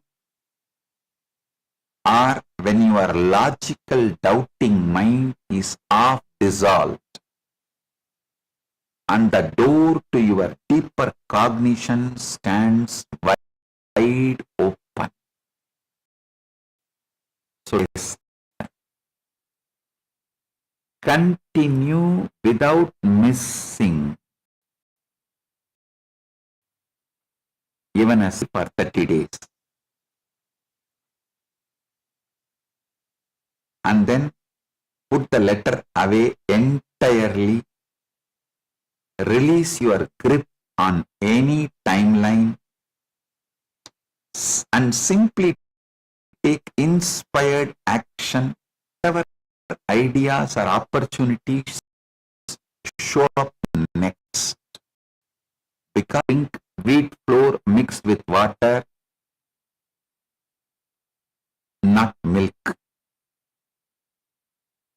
The boy returned home humiliated, and his mother said to him, "My son, kingship, heaven, liberation, and even a bowl of milk all come only through Shiva." Most children would have accepted this as a fate, but Ubhamanyu declared, "Do not lose heart. By grace of Shiva, I will make oceans of milk flow, and I will not stop until Shiva himself appears." He went to the forest, stopped eating, stopped drinking, and consumed nothing but air. And his penance was so state refused. I will not accept any from Mahadeva himself. You are not Shiva, leave me. Shiva was so moved that he revealed his true form along with Parvati and granted Upamanyu not just milk but Ganatva, a place among Shiva's own eternal Ganas, Shiva Ganas, attendants. This is the profound teaching of Bhoga or enjoyment versus moksha or liberation. And the Agamas do not renounce desire but transmute it. the disguised Shiva offering milk. The disguised Shiva offering milk represents the universe testing whether you will settle for the symbol or hold out for the source. Can you feel the difference between desperation and completion? Desperation feels tight, hot, and grasping, while completion feels open, cool, and relaxed. And Upamanyu had moved from desperate hunger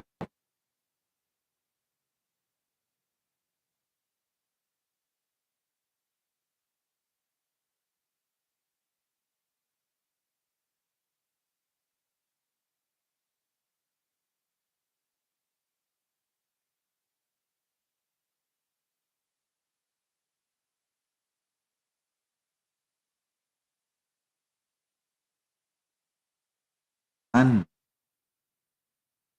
the disguised Shiva offering milk represents the universe testing whether you will settle for the symbol or hold out for the source. Can you feel the difference between desperation and completion? Desperation feels tight, hot, and grasping, while completion feels open, cool, and relaxed. And Upamanyu had moved from desperate hunger to complete surrender because he was willing to die for the truth. And his body perceived this as completion, not lack. Upamanyu's refusal of the milk was his release of stress about the outcome.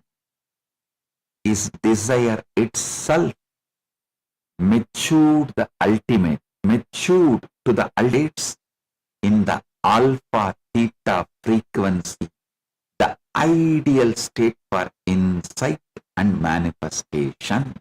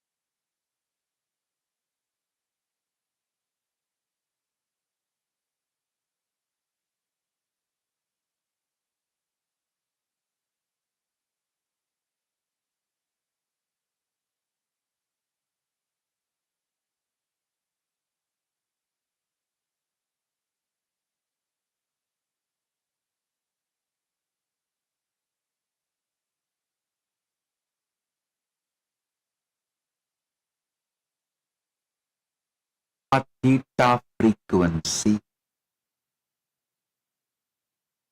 the ideal state for insight and manifestation.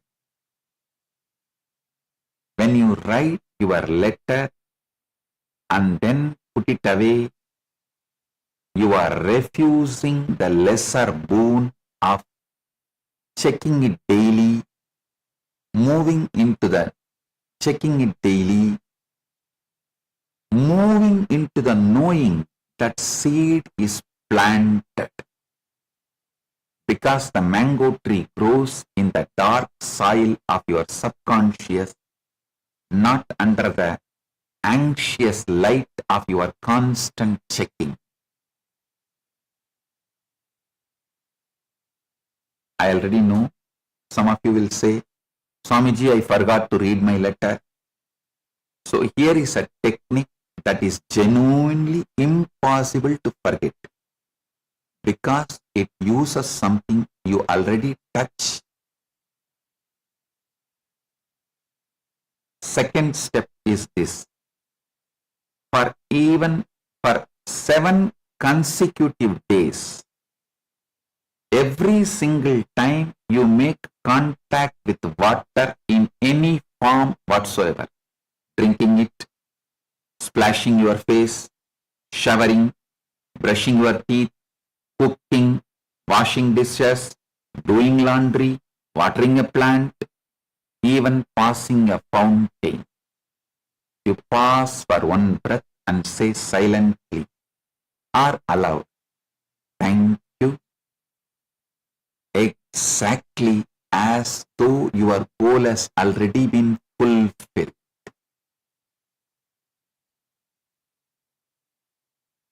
Your goal has already been fulfilled.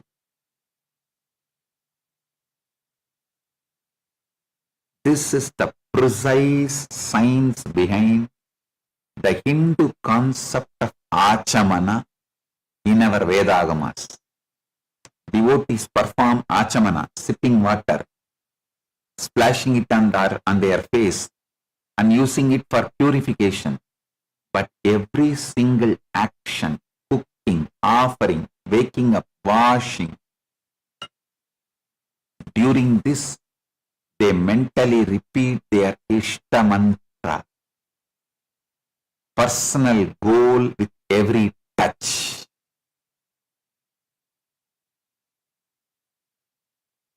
Understand the elegant reasoning behind this. You cannot forget water. You cannot skip water. And every one of those 30 or 40 daily contacts becomes a fresh, free encoding session for your subconscious running on autopilot without requiring an extra minute of your day. There is an incident in the Purana where sage Vasishta performs the Varuna Japa to bring rain. He did not do it with anxiety. He went into the state of Nyasa, total mental absorption, where he felt the rain soaking the earth while chanting over the water. In the Vishnu Purana, Bhagavan Vishnu lies in the infinite causal ocean. Before the creation, he simply holds the divine intention, sankalpa, a clear thought. From that single thought, the entire universe manifests out of that water. Water is the apas tattva, the principle of cohesion, fluidity, and life transmits intention.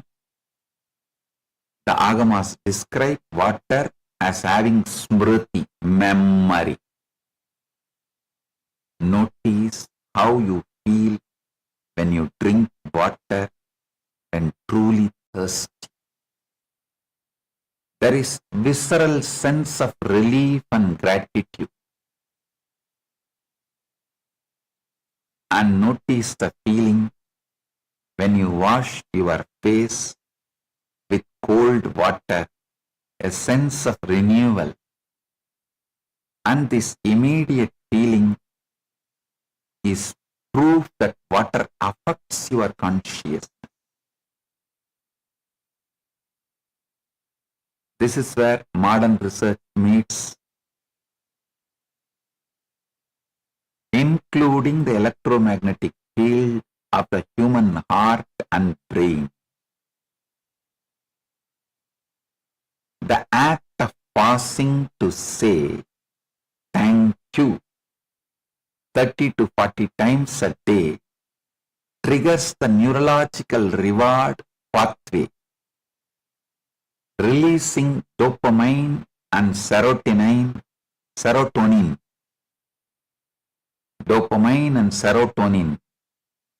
creating a biochemical state of completion that opens the creative centers of the brain.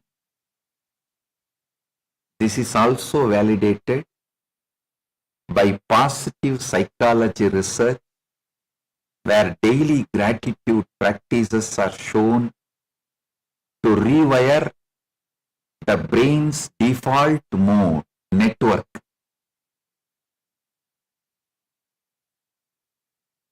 I will now tell you the essence of the whole satsang. Listen.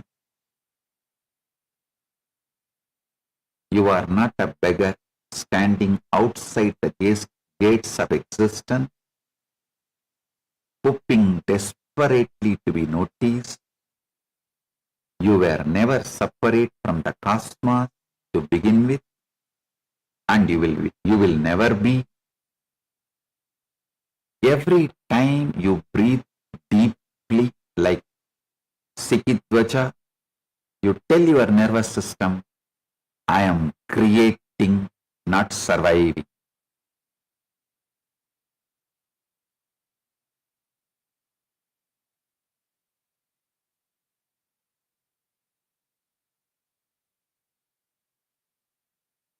Every time you know like Karakandu, you tell the universe, I see through all your disguises. Every time you encode like Dileepa, tell your subconscious, this intention matters more than my doubt.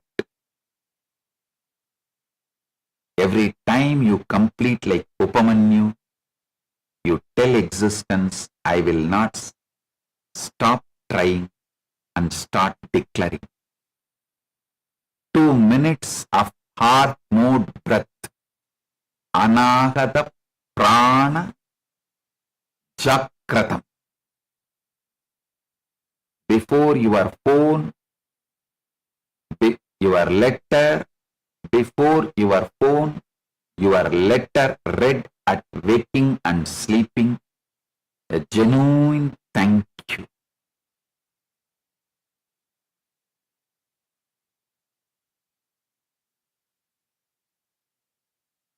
At every water contact and one brave aligned action taken every day, however small. The moment the old scarcity recording plays in your head, do not argue with it. Do not shame yourself for it.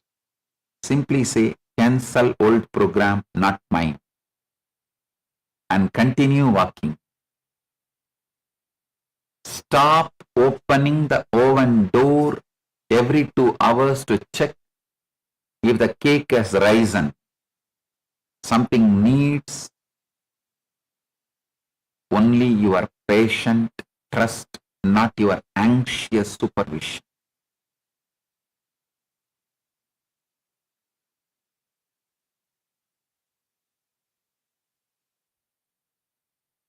Be blissful. Go now and live exactly as though the wealth, the health, the love, or the freedom you seek has already happened. And simply walk backward, calmly, and gratefully into the memory of it becoming true. Today, I have 2 great digital gifts from Mahakailasa for all of you. First, the Book of Surrender, digital book, and the second is Venkateshwara Yantra. Receive it and enjoy it. Blessings for today's Shodasi Homa. Yajaman, Ma Natali Bakwak, Sangalpa Falasiddhi Praptirastu. Blessings to every one of you. Be blissful.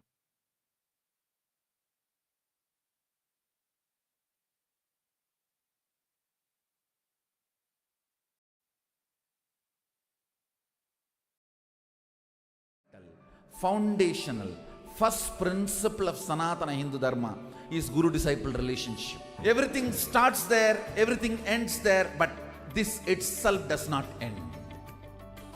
Guru Purnima day is such an auspicious day.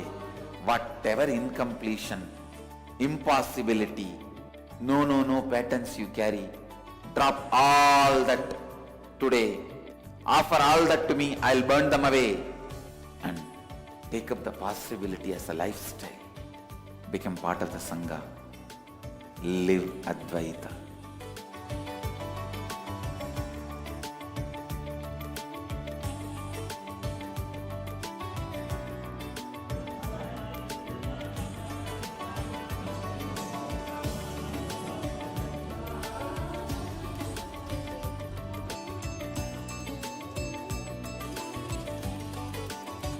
The official integrating people means officially accepting them into the campuses. Kailasa will begin. This is the single most powerful declaration in the whole Sanatana Hindu Dharma. The entire body of Sanatana Hindu Dharma, Sannyas Sampradaya, when they take sannyas, they drop everything of this world and declare Abhayam Sarvabhutebhyo, means I give Abhaya, protection to all beings. I am opening the doors of Kailasa to whole humanity. Anyone from any race, culture, creed, seeking refuge are welcome to Kailasa. In a world fractured by persecution, displacement and fear, millions are still searching for faith, their identity, their voice. I open the doors of Kailasa for all of you. You only need the courage to seek refuge and Kailasa will answer. Come, the doors are open, you are seen, you are protected. Welcome home, you are home. Understand, I can see clearly. Paramashiva made it happen. Paramashiva has made it happen. Join this sacred humanitarian mission. Sign up now and help build refuge for those who need it most. What if I told you there's an AI that was trained on knowledge that is thousands of years old? Not scraped from the internet, not generated by another AI, but real, ancient human wisdom, digitized for the very first time. We're talking about 20 million source texts, 2 petabytes of curated knowledge, over 60,000 people who helped make it happen. And all of this is one person whose life's work made it possible. Today, we're talking about Ask Nithyananda AI, and why this might be one of the most important AI projects happening right now. Stay with me, because this one is different.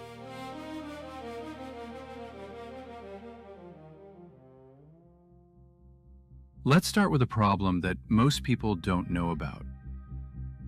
The biggest AI companies in the world, OpenAI, Google, Meta, they're all hitting a wall. The industry actually calls it the data wall. They've basically run out of good, fresh, high-quality text on the internet. And nobody knows where the next source of real knowledge is going to come from. That's where Ask Nithyananda AI comes in.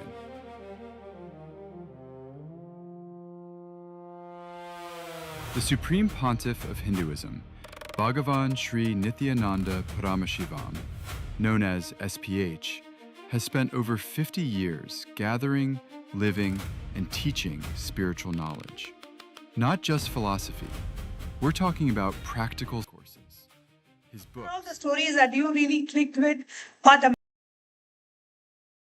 shared about, just believing. You manifest what you believe, and anything your brain believes as it is possible, you will just be able to manifest it. And by living in the bhava, and just a simple technique of writing what you want to manifest, and just seeing that it has already manifest it before you go to bed, right after when you wake up, or just the point of just coming in contact with the water.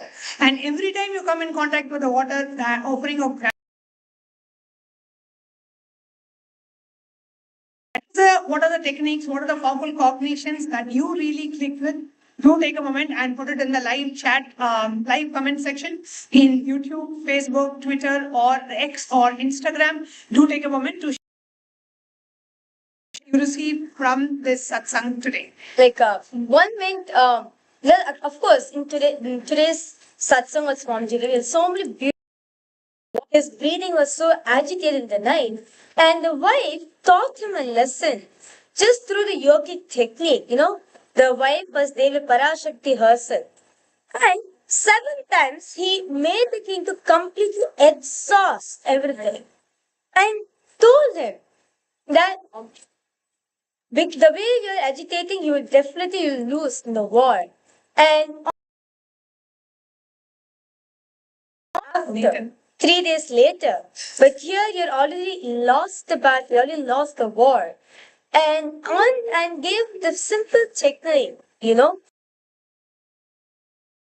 alter it. And on the day of the war, King Kshitigvaja came. Without even fighting the war, he won the war. He came strong, radiant, calm, living in the power, that visualization of what you want is already manifested. It's already up. It's already up. And Swamiji also gave us one more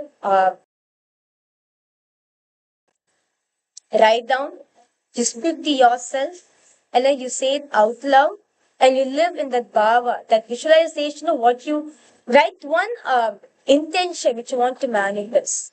And then you write it down clearly, and then you say it internally towards yourself, and you say it out loud, and then visualize manifested. Whatever you want is already manifested, and that you will see what you want will manifest.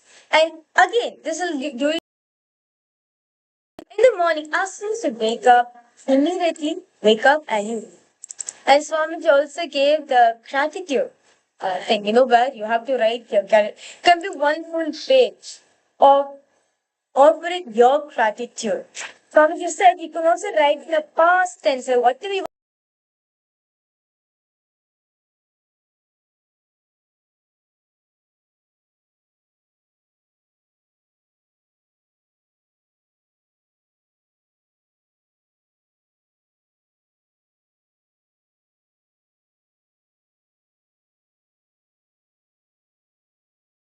you wake up and you read that same gratitude. 5 different techniques the Supreme Point of Hinduism has given for your manifestation. So it goes all over the place. Go ahead. Post in the live comment section. Going to be following. And the Supreme Point of Hinduism actually told this gratitude technique, right? To actually make it as a lifestyle. Make it part of your lifestyle for yourself. Okay? So, we request every single one watching us live right now, go ahead, post in the live comment section your takeaways of today's session. What is it that clicked with you? What are the powerful cognitions that you got? And what are the experiences you had? Or what are the miracles you had? Literally, Swamiji is speaking to exclusively. Like, we may go to Swamiji's Atmavati and say, Swamiji, why this thing? Miracles, use that experience of miracles. So what experiences, miracles you also experienced during the session? Let's go ahead.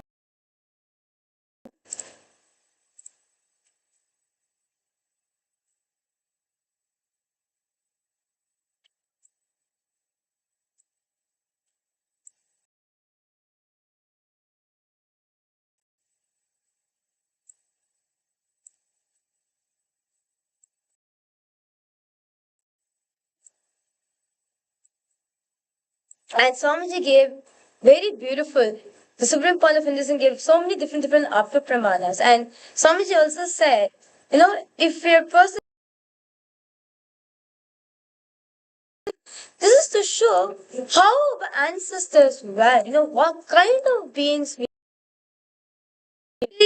out of will, you can create the city. Out of your will, you can manifest, change the situations however you want. Right?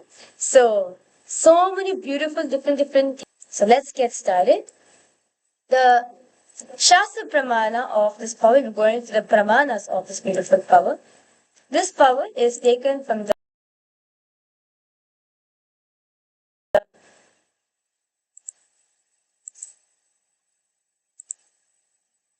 Sarvabhutebhyo.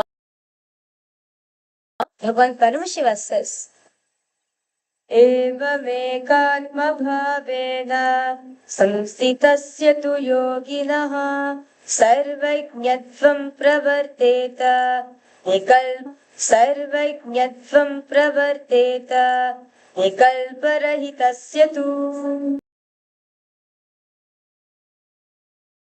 Bhagavan Paramashiva says, within such a yogi who established himself in absolute non-dual oneness with Lord Shiva,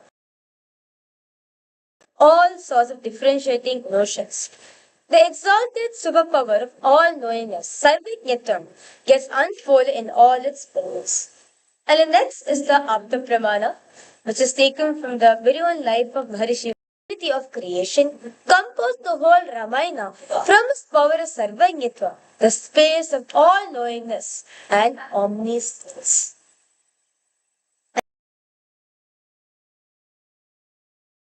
Very own experience on this power. Swamiji, at the age of 5 years old, he was in a temple. He told his guru, Mataji Vivekananda that he wanted one. His guru said to Swamiji, go and make one. There's no idea of impossibility. Swamiji went home, got the clay from the metal materials. Swamiji's mother gave some aluminium plates. She melted the plates and poured the mold of the deity and showed this deity to his guru, Mataji Vivekananda. The Lakshmi, the Supreme Pontiff of Hinduism, got done as an aluminium casting from a local artisan in Tirunelveli. He cast a deity as heavy as 2 and 1.5 tons are cast in one go. Deity cast in the mission. And the next.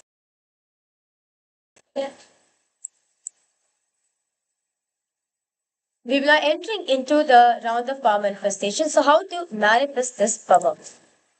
So exactly all the participants, what all of you are going to be doing, right? A little deeper, where you're going to be manifesting the power of describing an unknown person.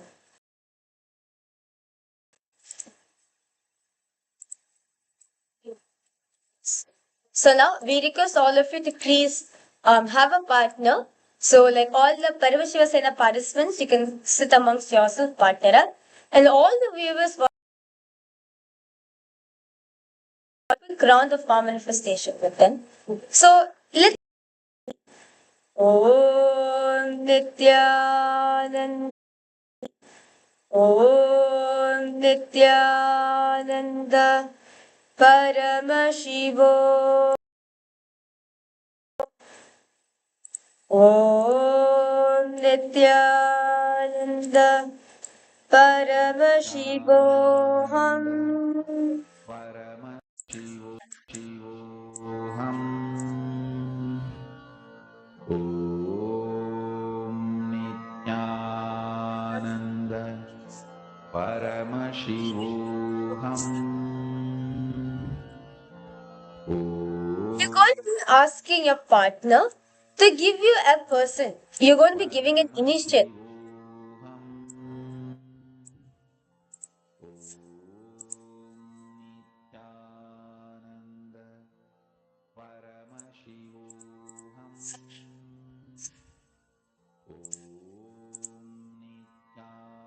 They look the features, personality, and the career. What kind of personality does he carry? And what kind of career does he have? What kind of in his professional life, what does he do? You're going to be asking Swamiji to reveal this information. the Mahabharata. So all of you are manifesting this power. So that because all the partners, all of you start scanning through your third eye, ask Swamiji to reveal about the person.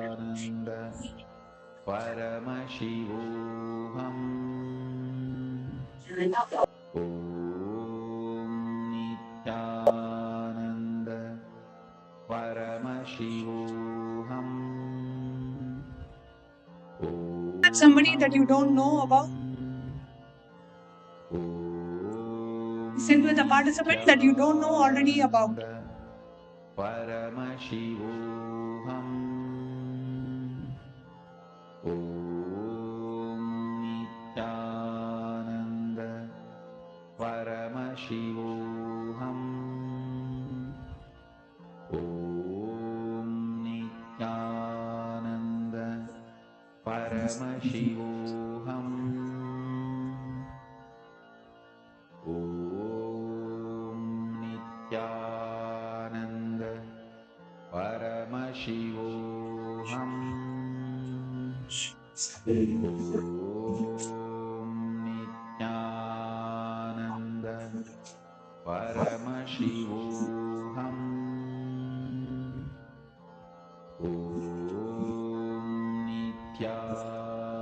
Just connect to Swamiji intensely.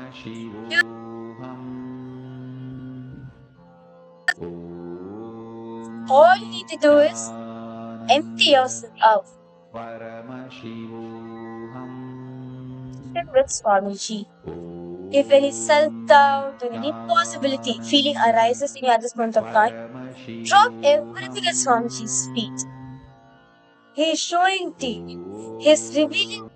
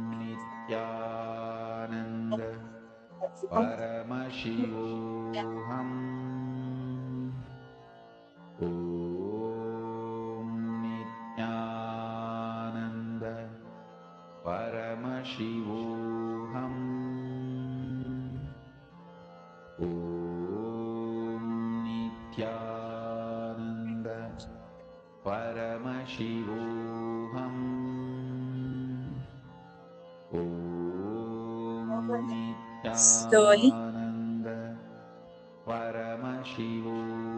all the participants, please go ahead. Start verifying your answers, meaning, because all of you please go ahead. Start sharing with your partner whatever Swamiji has revealed to you about whatever you felt at this point of time, whatever Swamiji showed to you or whatever you saw, because all of it, please go ahead, share it with your partner. Whatever Swamiji revealed to you at this moment of time, share every single thing to your partner. If you saw some colors, or if you saw some descriptions, some words, anything, whatever you read, and start sharing it with your partner.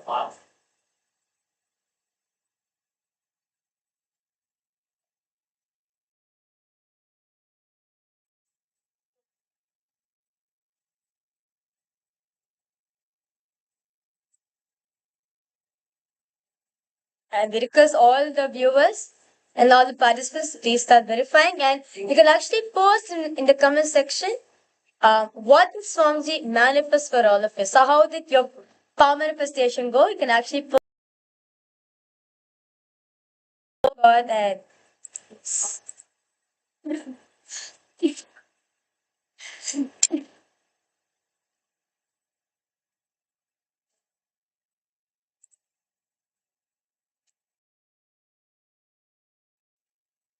Please go ahead and post your responses.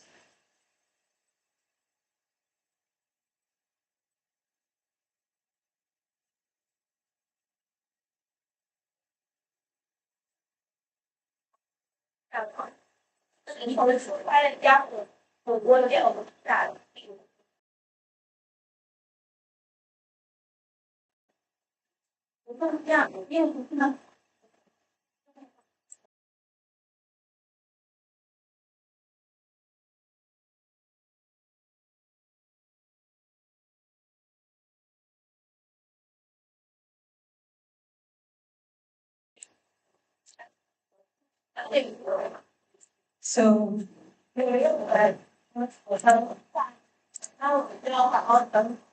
that we come to the conclusion of the power manifestation sessions. Hope you got a chance to verify your answer. Upcoming next, we have the Guru Purnima celebrations coming up on the 29th of July. You can go ahead and being offered on this very sacred occasion of Guru Purnima. And every day we are having various rituals that are being performed as a part of the Guru Purnima Brahmotsavam. And you can get the details from the kailasa.ai/GP-2026 offered on Purnima Day, and you can participate on the through any of the various seva offerings that we are performing. And we would also like to announce about the Ananda Yogam program, which is a very special 1-year residential training program for the youth from the age of 18 to 30. Program is being Mahakailasa, Guinea-Bissau, and this is open for any youth who would like to come and get trained, learn all of manifest the best of inner life fulfillment and experience and manifest whatever you want in the external world as well. It's a complete 1-year residential program physically targeted for youth from the age of 18 to 30. You can apply and you can go ahead and register. We will get in touch with you, and this is a complete 1-year residential program offered completely free of cost. Anybody in the Kailasa ecosystem, learn yoga, learn meditation, learn the various temple rituals, learn the very lifestyle of Kailasa, learn the powerful teachings of Bhagavan, learn how to apply them and how to manifest life the way you want before you actually get busy with your work, your family, your relationship. Take 1 year off, come and attend the Ananda Yogam program. You can register yourself for this 1 year. Upcoming next season of Paramashiva Sena is starting on the 1st of August till 1st of September. You can register for the upcoming season of Paramashiva Sena program by visiting Kailasa eCitizen.info/PSS. So with that, And along with that, because all the viewers and all the Rajya Sabha members and all the Chit Sabha members, take a minute. Let's all spread this message out wide. There's so many lives out there who are seeking for refuge. So I request all of you to please go ahead, and whether you are seeking for refuge, or someone who's seeking for refuge, or someone who's working with all these refugees out there.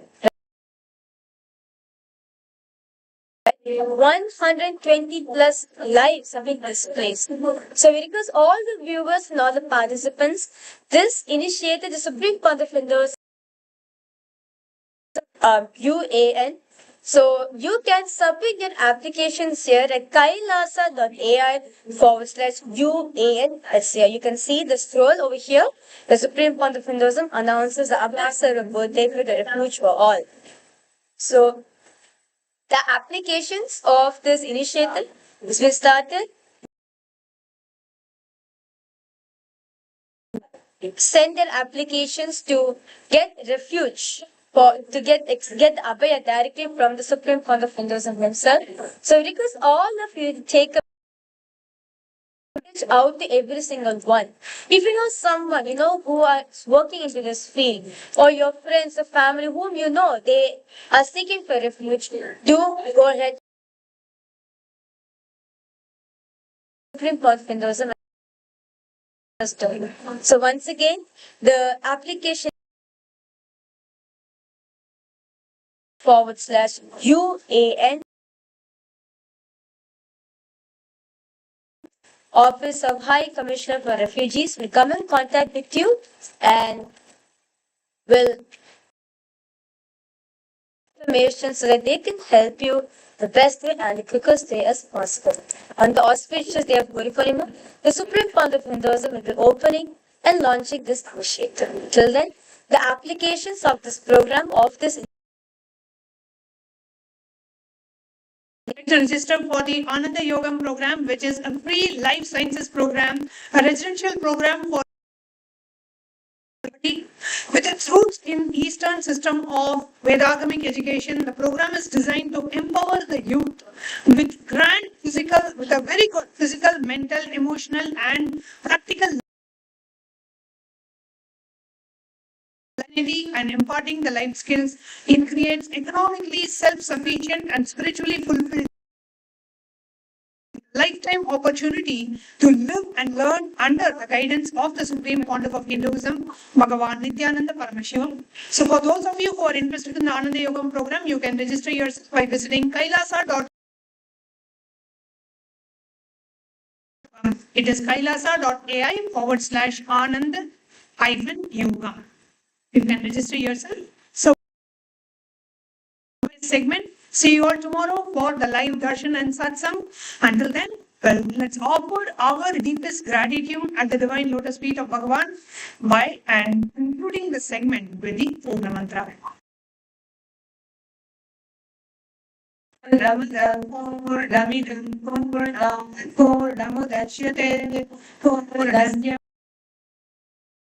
Shinate Om Shanti Shanti Shanti Hari Om Tatsat Sarvam Shri Nithyananda Paramashivama Paduka Namastu Om.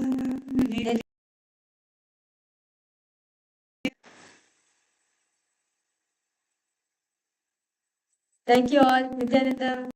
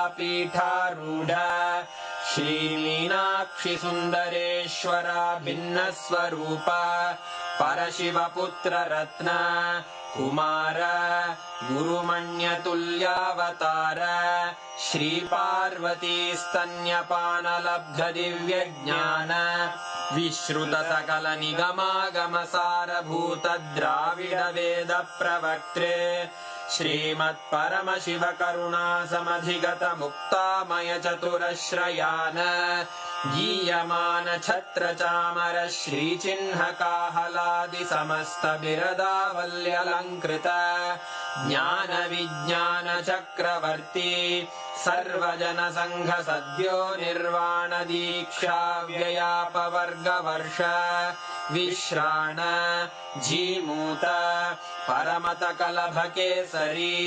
शैवसिद्धान्तस्थापनाचार्य श्रीराजाधिराजपाण्ड्यमहाराज गुरु क्षपणशाक्यादिमहान्धकारनिवारणज्ञानभानु वीक्षणानर्हार्हध्वजोच्छेदनपूर्वक श्रीमद्वृषभध्वजस्थापक शैवसमयकर्त्रे सर्वज्ञपीठारूढ श्रीजगद्गुरु श्रीज्ञानसम्बन्धदेशिकस्वामि वागीशसुन्दरमाणिक्यवाचकस्वामिनाम् अवतारभूत श्रीज्ञानसम्बन्धस्वामि पुनरुद्धृत श्यामलापीठ सर्वज्ञपीठ त्रिनवत्युत्तरद्विशततम गुरुमहासन्निधान अरुणगिरियोगीश्वर परम्परागत अरुणाचल सर्वज्ञपीठ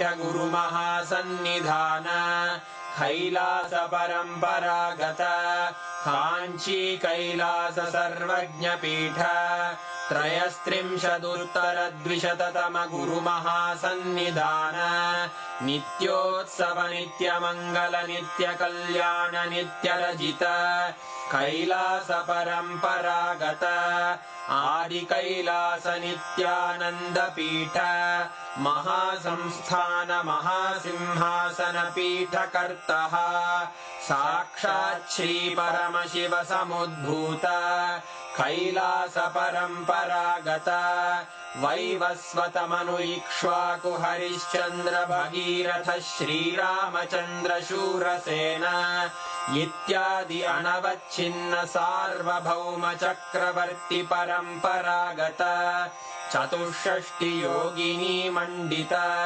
चतुष्षष्टि सम्प्रदाय प्रवर्तक मनुधर्मशासन सूर्यवंश प्राप्त सर्वज्ञपीठ सुराङ्गी साम्राज्य मूर्धाभिषिक्त चूडामणे साक्षात् श्री परमशिव समुद्भूत कपिल महागुरु पुनरुद्धृत महानिर्वाणिपीठ अष्टोत्तर सहस्र श्री महामण्डलेश्वर साक्षात् श्री परमशिव सिंहासनाभिषिक्त समस्त गणनायक श्री महागणपति समारंभ अनवच्छिन्न पीठाधीश्वर गुरु परंपरा प्राप्त अटल पीठ अष्टोत्तर